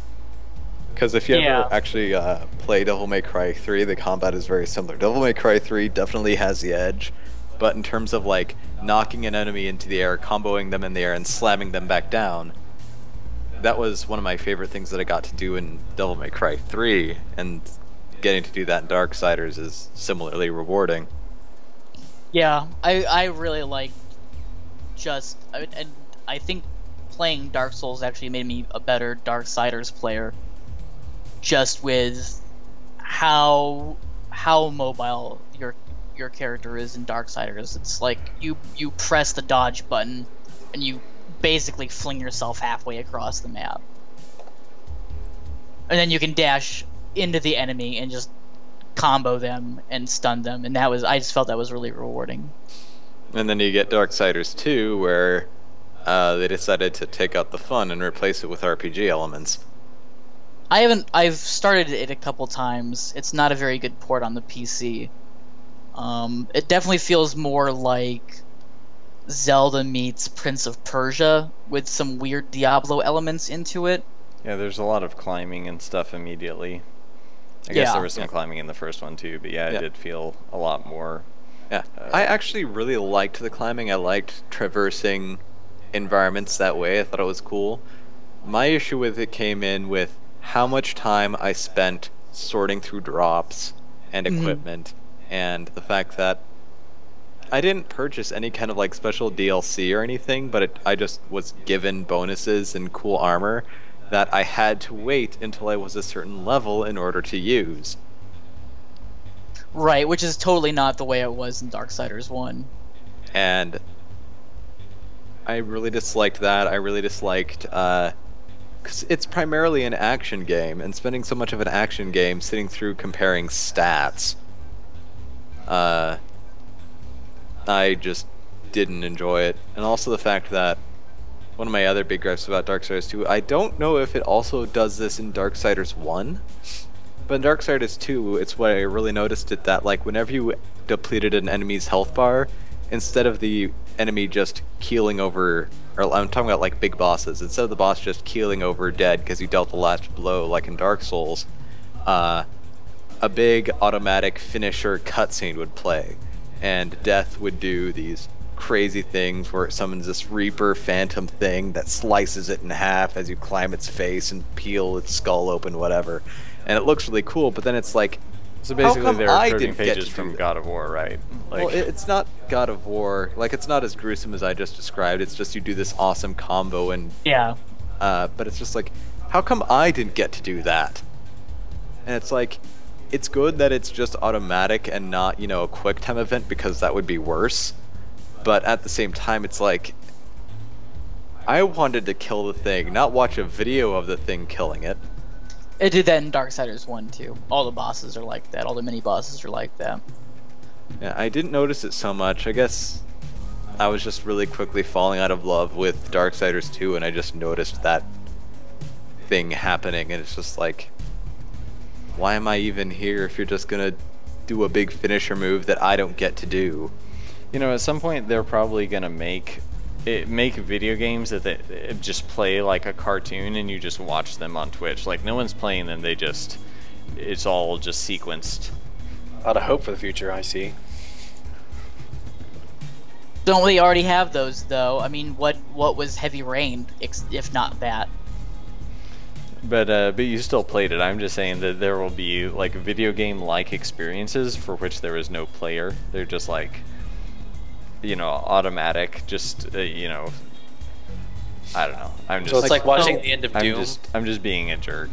There Well, is a I'm- trend, especially with AAA games, and this has been going on for quite a while, to just go more and more towards being movies and having Yeah, the same cinematic experience. And it's like, Kingdom Hearts 2 was super like guilty of that. Yeah. What game? Well, I mean, Kingdom Hearts 2. Oh, Because he would do the whole like press triangle and then it does all this stuff, and I'm like, well, I kind of want to do that myself, but okay. Yeah. Well, I mean, I guess Baker, what is the difference between a video game where no one plays it and a movie? Is it a video game anymore at that point? Is it just not an animated movie? yeah. I mean, yes, that is true. I mean, that's just kind of my joke that, like, you know, so many people watch Twitch rather than, you know, you could spend that time playing the same game. I mean, I guess if you want to see a game played that you don't have the money to buy, you know, I think that's kind of one. Is like a pretty valid reason to watch Twitch, or just, you know, being involved in the community and seeing what other people are up to and that sort of thing. But like I think it's getting to the point where people would basically just watch a game that no one was playing. But I mean, I think there's something in knowing that there's a human on the other end that makes you more engaged. So I guess whatever. my question is what I mean, a game that no one is playing isn't a game then. Yeah. If there's no input from a person, then it's not a But game. I'm just saying it's like CG rendered in the way that a game is. Right. Or, you know, or maybe they program it to play itself and just randomize things. I don't know. I mean, I still would. I mean, kind of an- that would be interesting to see. I mean, I would still call that a movie, but a movie Right. that changes based on parameters would be interesting to see. I don't know. Yeah, I mean, I think Exactly. a game by definition has to have player choice. Like, it has to have players. The players have to be able to make choices. Because yeah, if you're just pushing a button to, like, you know, make the sequence progress, like, you might as well be pushing play and pause on a movie too. So Right. yeah, I think there has to be some kind of interaction. I mean, I guess really to call it a game, I actually think that you have to have an objective. The objective doesn't even have to be clear, because I think some games the objective is to find the objective, or in a game like Dear Esther, you know, in a like or like Gone Home or something like that. The the objective is exploration or kind of uncovering a story. Like I think that's a valid objective. There may or may not be challenge to it, but there's still there's a lot of choice in the end. Doom points out the Order 1886, which I didn't play, but apparently it wasn't very popular. I've heard awful things about it. Yeah, heavily sequenced game. COD, Call of Duty, Order 1886. And I remember seeing one webm of it where like the guy is like, the objective is to like get to like this one elevator thing, and so you see the guy like crouching under fire and just sprinting while huddled to the ground to get to the door, and as soon as he gets to the door, a cutscene plays which shows him like 15 feet back from where he actually was when the cutscene started, and he's just casually taking a stroll up to the door. Like there aren't any enemies left. Takes player agency out of it. Yeah. And it's just like, that's not at all what happened. Apparently 1886 is also like 3 to 5 hours long. Well, and most people are playing those games not for the single player, but for the multiplayer, though, right? So it's like they try to make a pretty cool single player experience, but yeah, it is kind of like you're playing through, so to speak, Saving Private Ryan. It's very like linear and structured, but I bet there are just tons of people who don't even play that and just play the multiplayer. Probably. I can imagine so. And I mean, it's their. I can't say that they're playing it wrong. It's their money. It just may not be the way that I would want to play the game. Yeah, I mean, I'm more of a single player person, and I've never played shooters enough to be able to kind of keep up with where most shooter players would be in a multiplayer setting. The Order has no multiplayer though. By the way. Yep. That's what I'm being told. Huh. Interesting. I just kind of stopped paying attention to the that industry, like the AAA shootery type stuff. So is it part of the Call of Duty series? The Order? I don't think so. That's its own thing. Yeah, Doom was just saying Call of Duty is heavily sequenced, and then there's Order 1886, which I saw someone play the Future Warfare game with Kevin Spacey as the in the game. I almost spoiled it for people, but I saw that, and I think the person I watched play that played a good solid 2 hours of a 9-hour stream. That's just how much. I mean, I guess the term would be player agency. I think that's really important in video games. If you're playing a video game, I think that you as the player should have ultimate authority of what happens in the game. If you win, it's because you won. If you fail, it's because you failed. I don't want the game making me win. I don't want the game to be either so easy that I win, or just the parameters of the game are designed that I'm certain to win. But at the same time, I don't want a game where I will fail just because the game decided that I will fail. And I think that's what a lot of roguelikes get wrong. And I'm going to use Darkest Dungeon as an example, since I know we've met them and talked with them. They don't seem to understand what a random number generator means. And they don't necessarily seem to understand what challenge means. And everyone agree that the game's pretty challenging, though? Yeah, absolutely. The game is really challenging, but it's challenging in a way where you're just constantly getting stepped on. It's not challenging because the game requires skill. It's challenging because the game put a wall in front of you, and as you're climbing, they're dropping lard down on it so it fills in the cracks and you slip. That's a really painful, painful sort of, not the analogy itself, but a painful picture. And well, I mean, and I feel it's that painful in Okay, Darkest so Dungeon. I guess for I don't think most people would say this, but could you not level the same complaint at Dark Souls? And if not, No. then why not? I couldn't level the same complaint on Dark Souls. And I couldn't level the same complaint on Dark Souls is because the methodology in which Dark Souls and Darkest Dungeon take on challenge. And I've had this discussion with other people. There's a difference between I'm trying to think of the right words. Dark Souls doesn't really punish you in any way. It just holds you accountable. If you die horribly in Dark Souls, it's because you screwed up. Yeah, exactly. So there's a difference between challenge and difficulty. A game can be difficult and not be challenging. And a game can be challenging but not be difficult. And I know that they kind of are synonyms, but what I mean by difficult is the game arbitrarily is hard. The enemies have more life than you ever will. The enemies do more damage than you ever will. All of the parameters in the game are designed to make things difficult. Whereas Dark Souls, the game is challenging. You actually have to understand enemy cues, you have to take your time, you have to know tactics, you have to understand how weapons react, you have to manage your stamina. Yeah, so what you're saying is like you're punished by not stepping up to the challenge, whereas in a difficult game you're punished because because the game is arbitrarily designed to be difficult.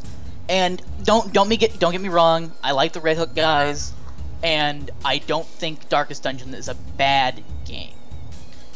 I think they wanted it to be hard in that way. Like, I think that was pretty intentional. And I understand why, like, you know, kind of where you're, like, what you don't like about it in that way. But like, I know they specifically mentioned or referenced Phantasy Star, which does have. I'm gonna toss this mic across the room. Sorry. What? His mic cut out and then he came back. Are you back? Yeah, I'm back. Sorry. Okay. Just the connection that this thing has is I guess frayed. So if I move my head a particular way, it wasn't doing this like 3 days ago. So I guess just the way I'm sitting is causing it to have a problem. But yeah. But I think well, what I was saying is they specifically, I know they specifically mentioned Phantasy Star as being an inspiration for the game, and Phantasy Star is like kind of brutally punishing. It's one of those, you know, games used to be they used to be difficult in what some people might call unfair ways, because they were designed for that kind of replay, like, you know, replay because you got 10 hours in and died. Right. Here's the thing with Darkest Dungeon. The mentality system they have, I really like the idea. I mean, I kickstarted Darkest Dungeon because I think that the idea that they had was really cool. And Darkest Dungeon falls into the, I don't want to say pitfall, but they fall into stat upgrades being linear. Anything that you get in that game is just a linear stat upgrade. You're never getting a different way to play the game. You're just getting an improvement on the way you play the game from the get-go. Which I guess it's a minor complaint, but it compounds into the reality that every time you go into a battle, you are significantly at a disadvantage. And each battle after that, that disadvantage continues to grow. And it's not in a way that you can. It's a designed disadvantage. It's a system in the game that you're going to be disadvantaged. So I'm kind of curious, what other games can you guys think of that have the kind of Dark Souls challenge that you're talking about? Like, even just historically, like, this is something I think there are a few recently, and people are trying to do that more, but it's not something I've really sat down to think about, like, oh, what old school games had had fair challenge and could be punishing, but they're punishing you for not rising to meet their challenge?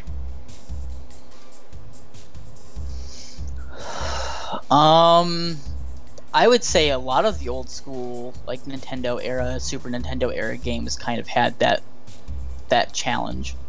Mario the Lost Levels, I guess, is kind of challenging in that way. That kind of seems just punishing when there are like random gusts of wind that throw you into pits and stuff.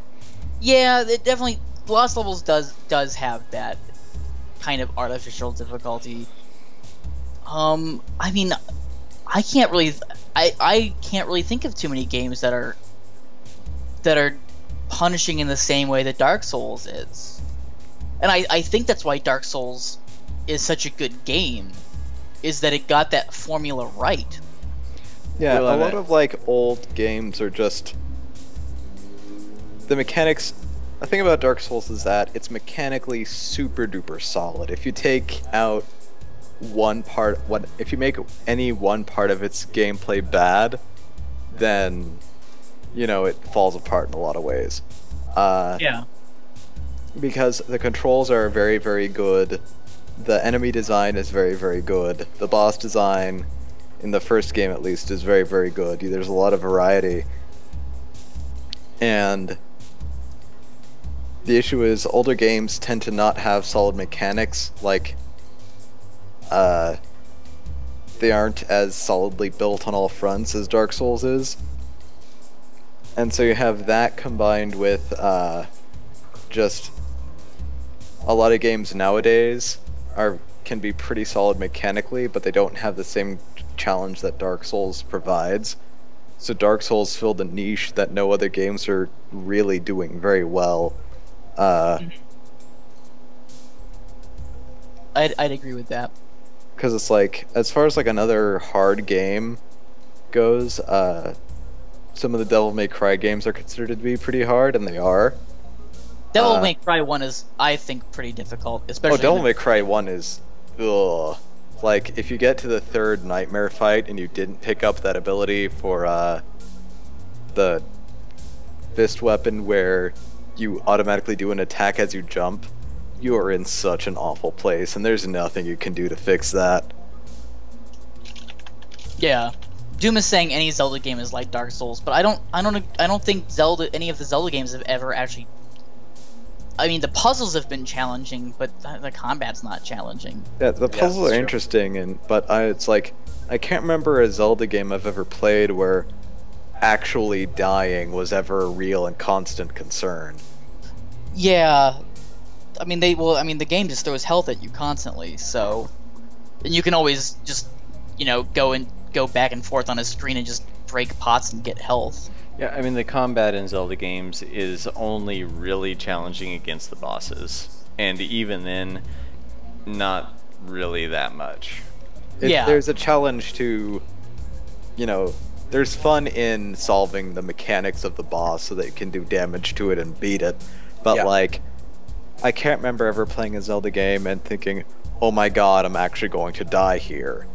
Yeah, I would say Mega Man bosses tend to be way, way harder than Zelda bosses. Like, I mean, maybe Mega Man would actually be, or I think some people would say, like, the Castlevania games would be an example of fair difficulty, but, like high or fair challenge, or however what were we distinguishing between difficulty versus challenge. or versus punishment or whatever. So, well, like, I can think of an example of a Zelda. I mean, the second Zelda 2 was kind of like that.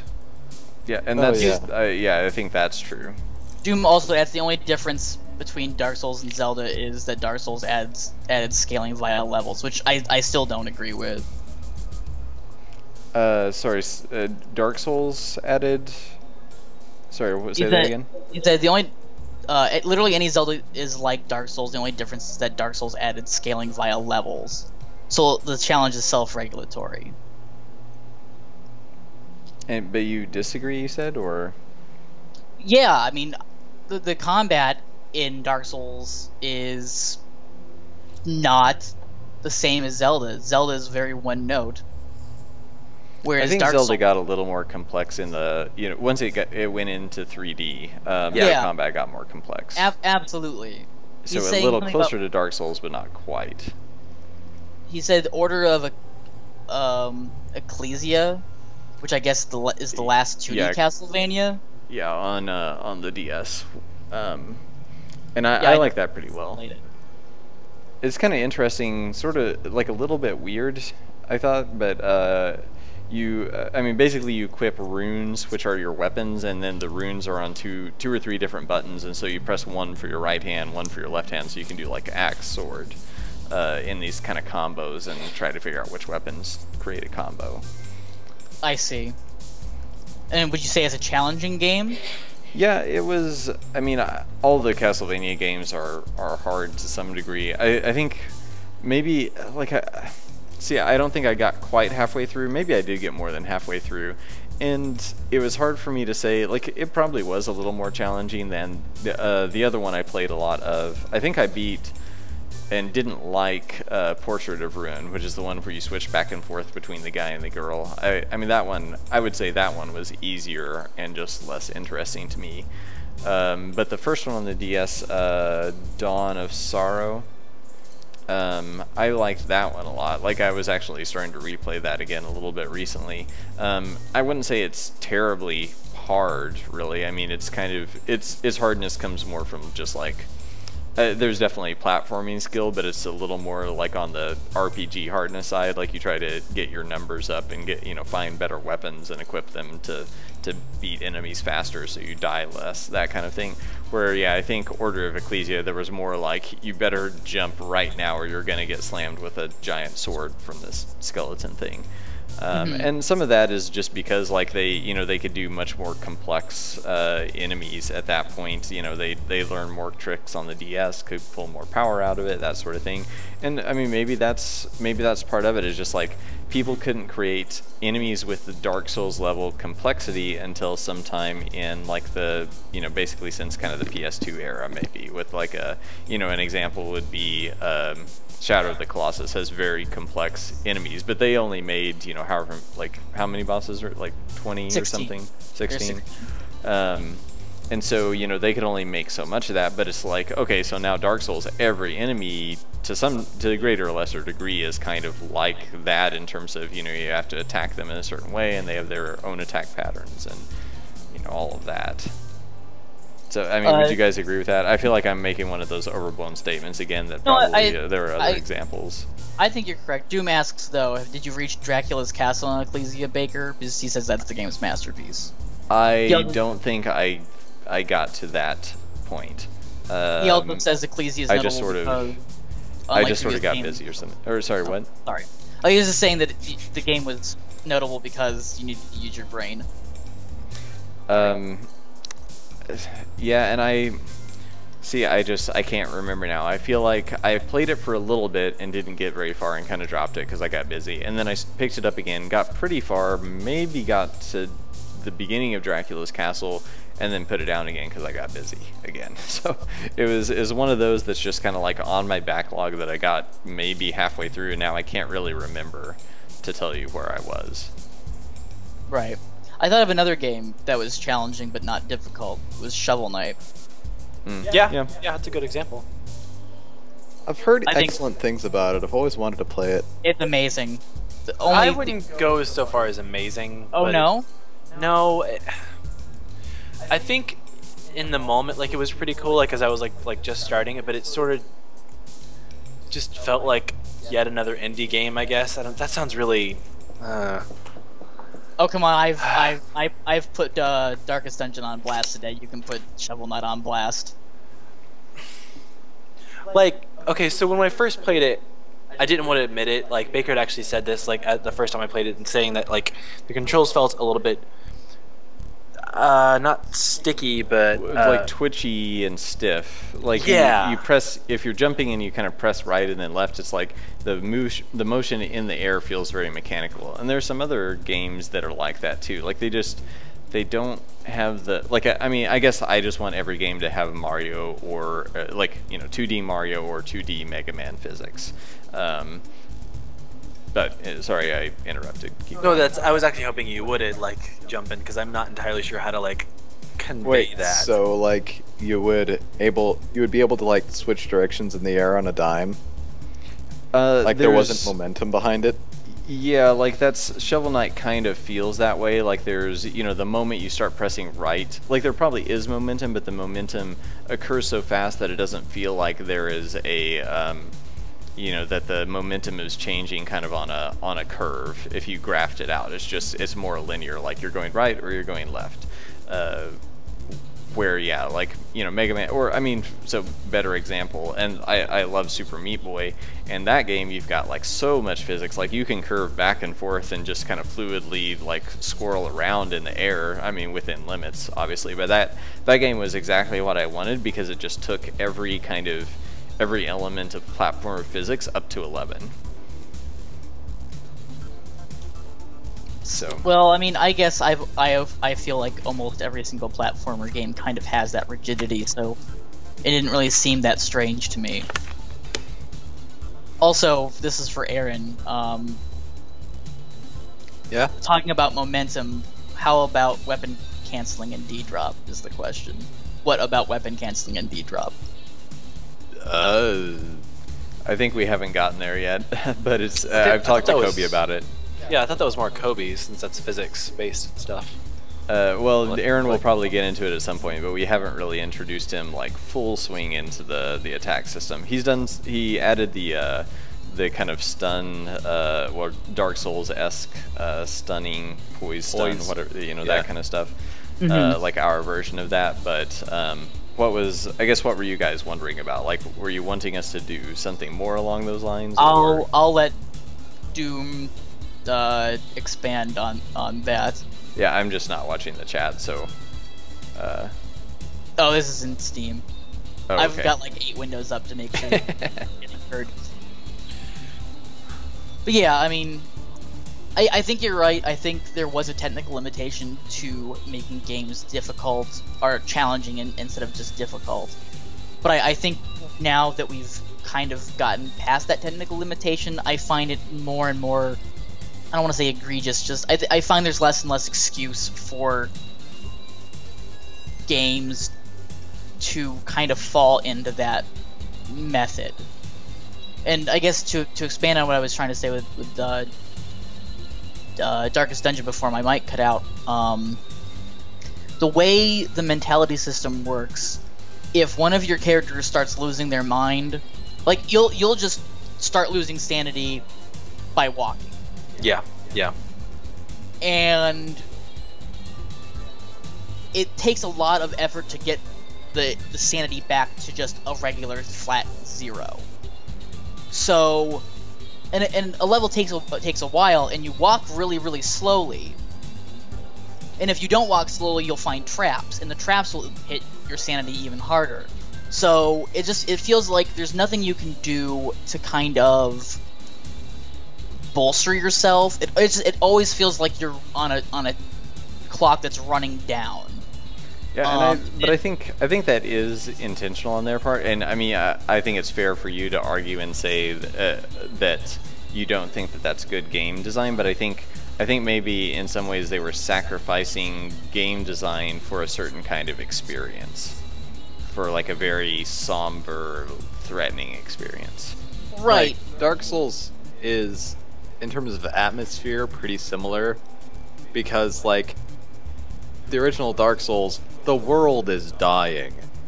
Like, people who are left are either evil or monsters, or if they're still good, they probably die or suffer. Like, everything is going downhill, and you're just trying to ride the wave to hopefully hit some kind of high watermark where you're not as dead and suffering as everyone else. I don't think that moment ever comes. I wasn't particularly engaged by Dark Souls' story. I don't particularly feel... I know that the atmosphere that we were trying to go for was somber. I think it just kind of petered out into just empty. I don't particularly feel that Dark Souls is sad. I just feel like there isn't. There's a difference between sad and, like, hopeless, just downhill and depressing. Yeah, Like, there's not a moment in Dark Souls where you're gonna cry, except for when you're No. killing Sif. I didn't cry about that either. Well, I didn't cry either, but I just felt really bad because it's this limping dog that you're The murdering. limping was rough. I was like, I don't want to hit you, but I have to hit you, so I'm going to hit you. I mean, at some point, I guess, there was a disconnect for me.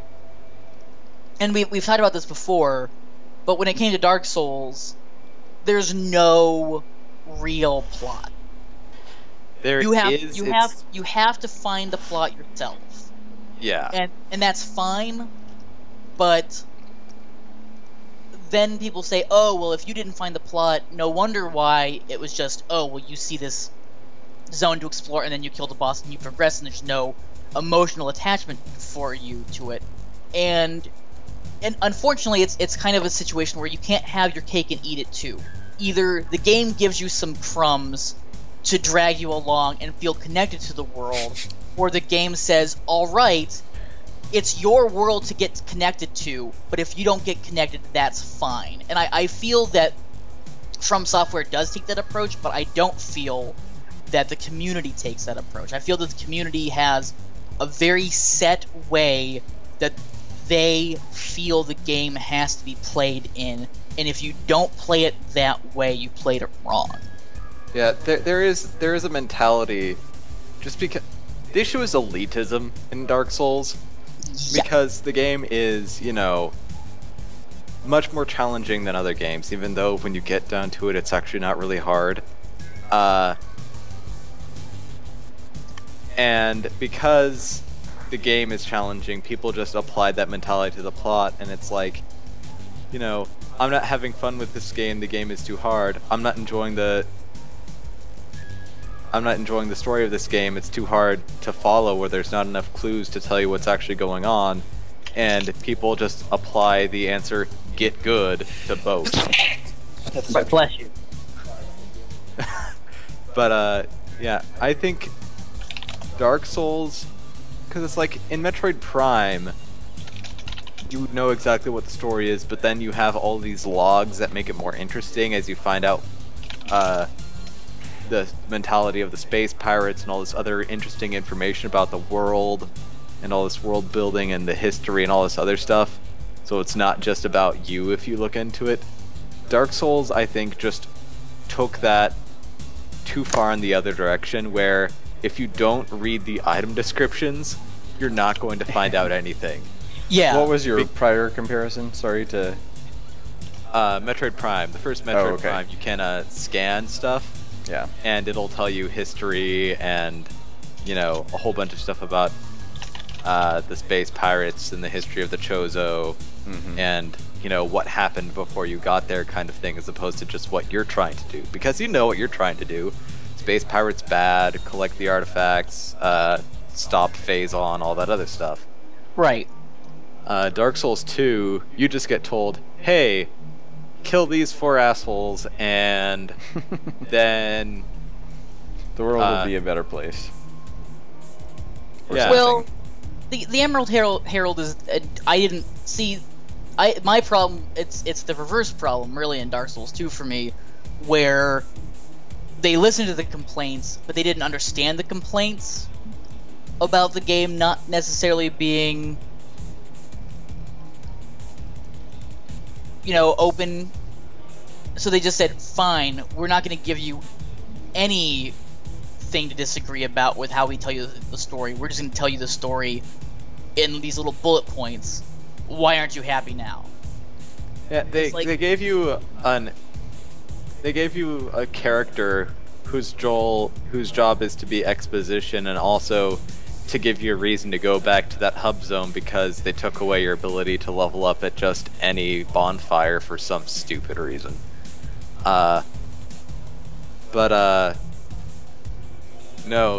because the way Dark Souls is, and Dark Souls is as Dark Souls does, this exposition character talks in mysteries. Not mysteries, she just never tells you the whole story of what's going on. Even when she tells you her real name and it's near the end of the game, I'm just like, who are these people you're talking about? And what happened to the queen and why is she actually the big bad guy? Yeah. Well, I mean, in Dark Souls 2, it was just, at that point, I was just like, I don't care. I was like, trying to okay, figure out what was going on, and I appreciated, you know, being able to figure out, it's like, oh, it's the exact same location as Dark Souls 1, it's just however many years in the future, and the world functions as a cycle, because the world was dying in Dark Souls, but it turns out that after it's dead, like a phoenix, it rises again, and then it dies again, and then it rises, and so on and so forth. Well, and I think that was the takeaway that I got from Dark Souls 1. They don't really, I mean, it's the beginning of the cycle in Dark Souls 1, from what I understand. Yeah, you Or don't at know least- if Dark Souls 1 is the original start of the cycle, but I don't think they had decided to make it a cycle when they were making Dark Souls 1, so that kind of plot point isn't there, but there's nothing you can say that actually denies it because the cycles are so long. Like, the world dies slow death each time.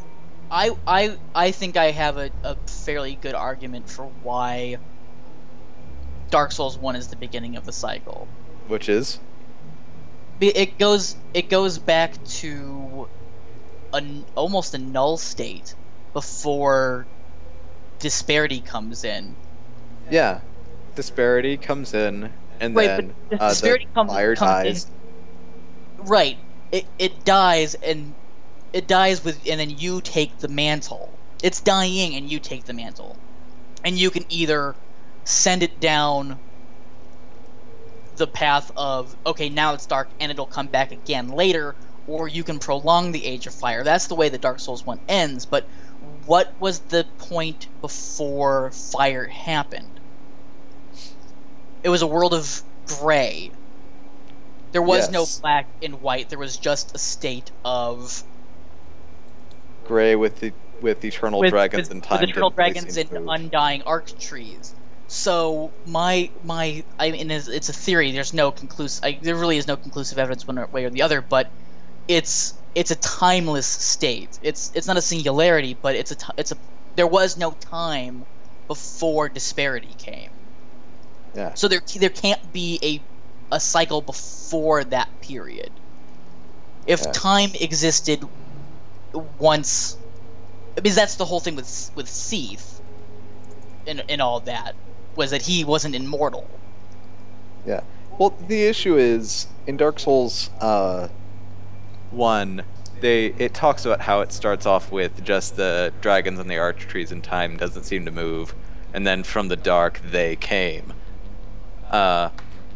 But the issue is there's no proof that, like, after the world dies and fire goes away, does it return to that null state?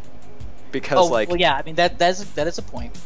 Because in Dark Souls 2, the world has aged enough so that there's so many ruins of the worlds before that, you know, it's definitely a cycle and everyone knows about it.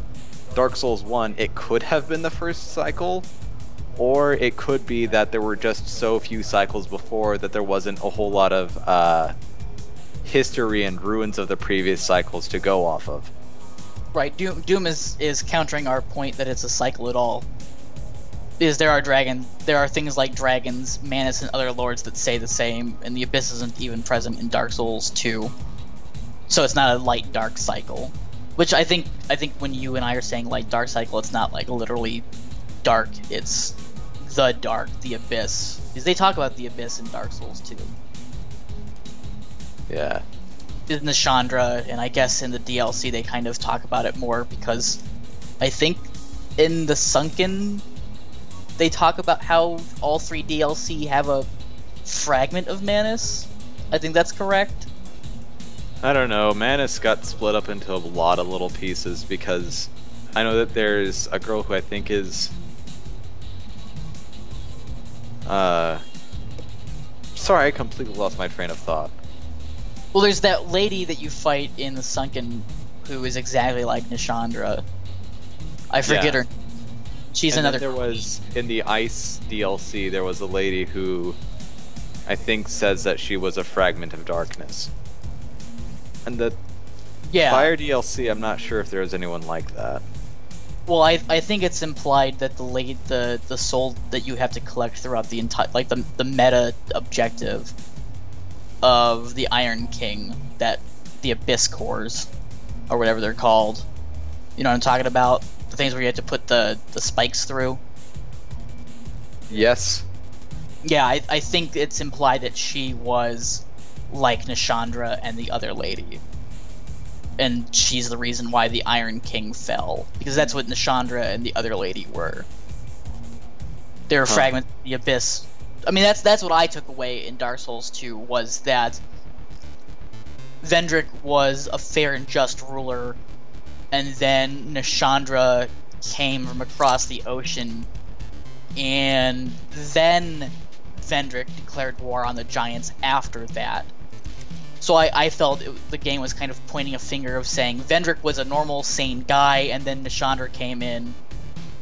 No, Nishandra was definitely the asshole, but I think I only played through Dark Souls 2 like twice.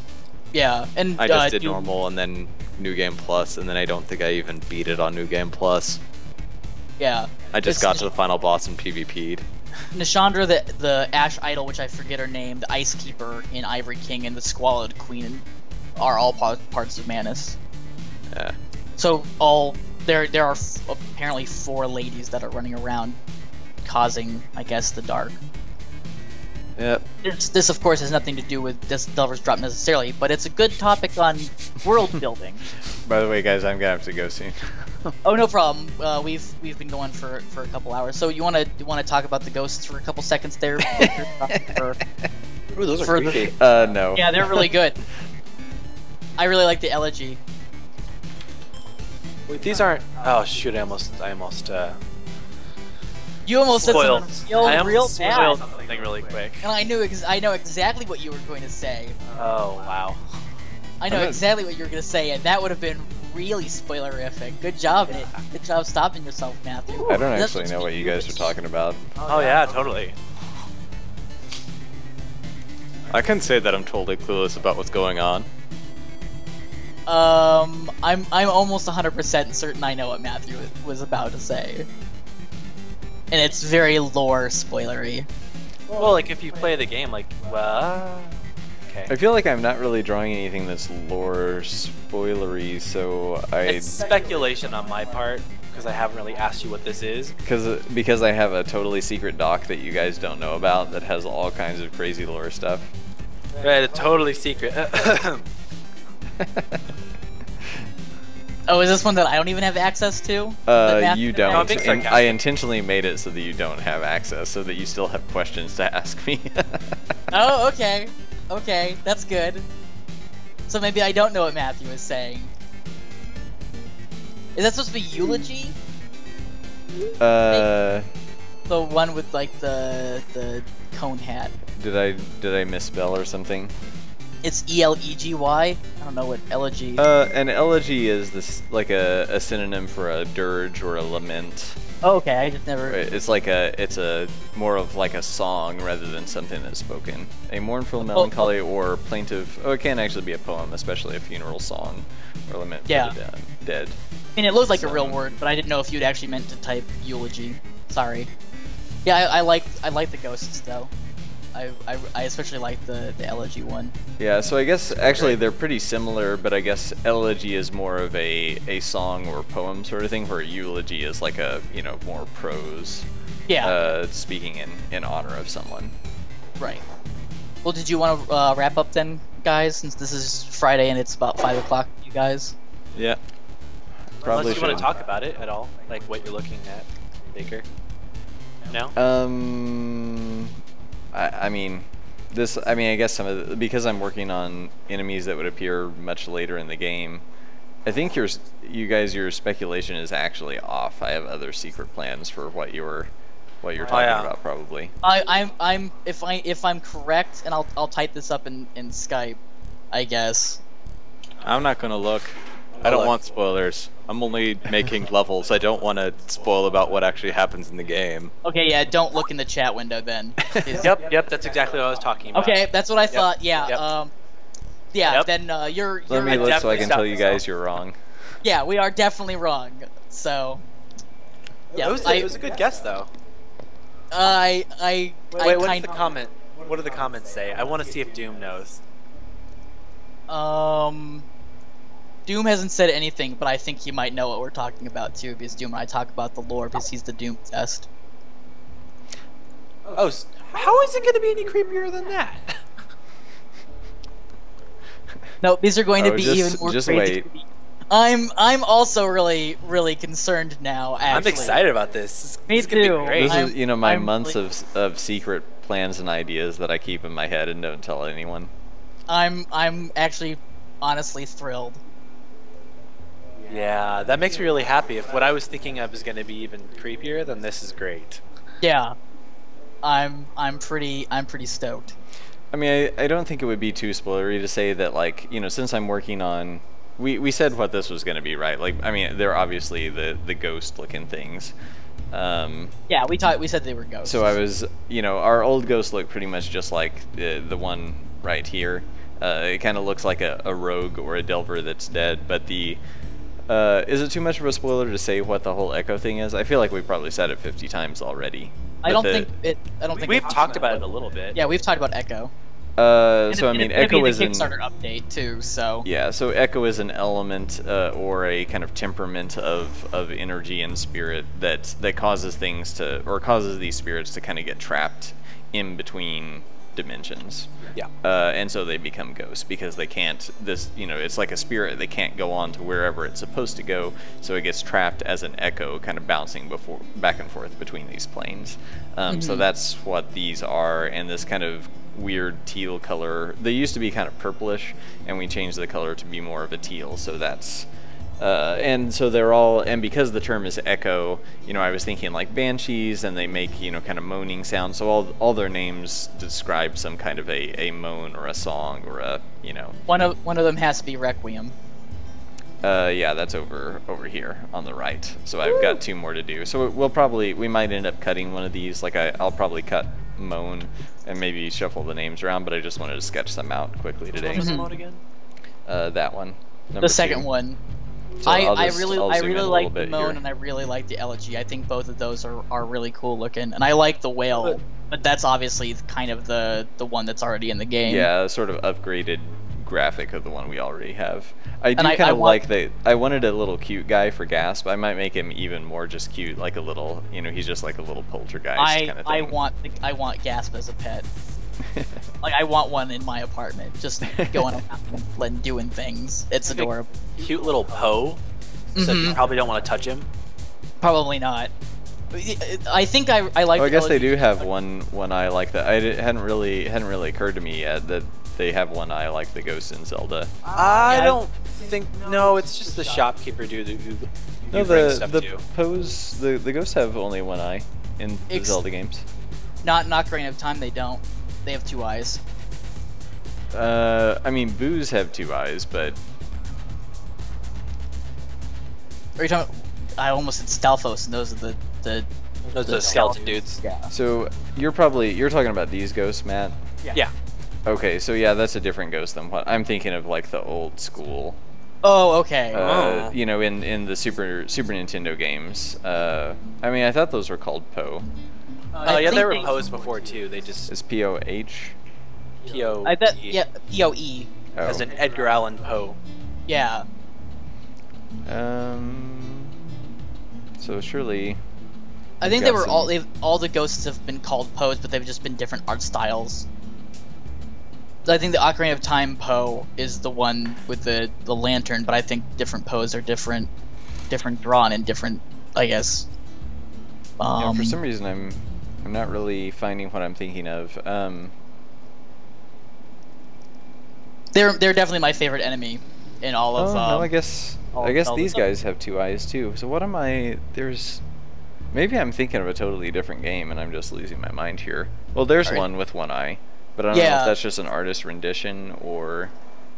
I think the ones in Wind Waker had 1 eye. No, they had the. Well, actually, yeah, they had the mask on. Did they? Yeah, I only watched someone play Wind Waker. Wind But Waker. then again, now I'm getting confused by that one-eyed Pokemon that's a ghost that turns into. It's like a Cyclops or something. Oh yeah. One that's like super overpowered. Yeah, and you need the Reaper Cloth to evolve them with a trait. I forget its name. Yeah. I'm a nerd. Okay, so the original Zelda 1 ghosts have one eye. Have Can one you guys eye see and- that? Yeah. Well, not yet, but I trust you, and it'll catch up here in a second. But yeah, the pose. Oh the pose, yeah, they do. That's right. Yeah, the pose in Ocarina of Time had 2 eyes, and I think the elegy looks a lot like the Poe from Ocarina of Time. I think you did a good job, kind of keeping it to Zelda. I hadn't even occurred to me. I just thought one eye would make them look creepy, and I guess the people who made Zelda 1 had the same idea. It makes Alright, me so think of Zaku's, but yeah, we've gotten off base here. Thanks everyone for coming. Yeah. I will upload this to YouTube. I usually upload everything to the site and to the highlights and stuff on Sundays, usually before 6 p.m. Eastern, or I guess on Mountain Time. So, I'm gonna try to not do that. I'm gonna try to do it the same day. So we'll see how that works out. But yeah, again, if you guys didn't hear, I've been uploading all of the old streams onto YouTube, so if you don't want to go through Twitch's honest-to-God terrible highlight system, you can go and subscribe to us, and we are now caught up, so that's awesome. Yeah, thanks for all of your hard work on that. I guess at some point we'll make some cover images or something for them, which I guess will be more work, but that'll be maybe stuff for next month or the month after we have any other kind of remaining stuff wrapped up. Right. Thanks Matthew and Aaron for coming in. It was a fun time. Yeah, I guess I should have put their names on here, but probably people will figure it out by the voices. Yeah, I always put who is on the broadcast on the website and in the VOD. So. All right. Well, yeah. Thanks for showing up, everyone. Both people on the cast and people who just watched. Yep. We will see you next week at the same time, as far as I know. And if not, we will tweet it out. I'll actually, you know what? I think next week, let me double check my calendar, but I might have to leave early. Okay. I will let you know, because I felt like I need to talk to Katie, because we have plans next weekend, and I can't remember if we're leaving Friday night, or it might be Saturday morning, so I think I can be here all day Friday. So Okay. I'll let you know if just that let me isn't know. the case. Yeah. We can plan for something. Yeah. Or whatnot. Alright. Sounds good. Thanks guys. Have a good week.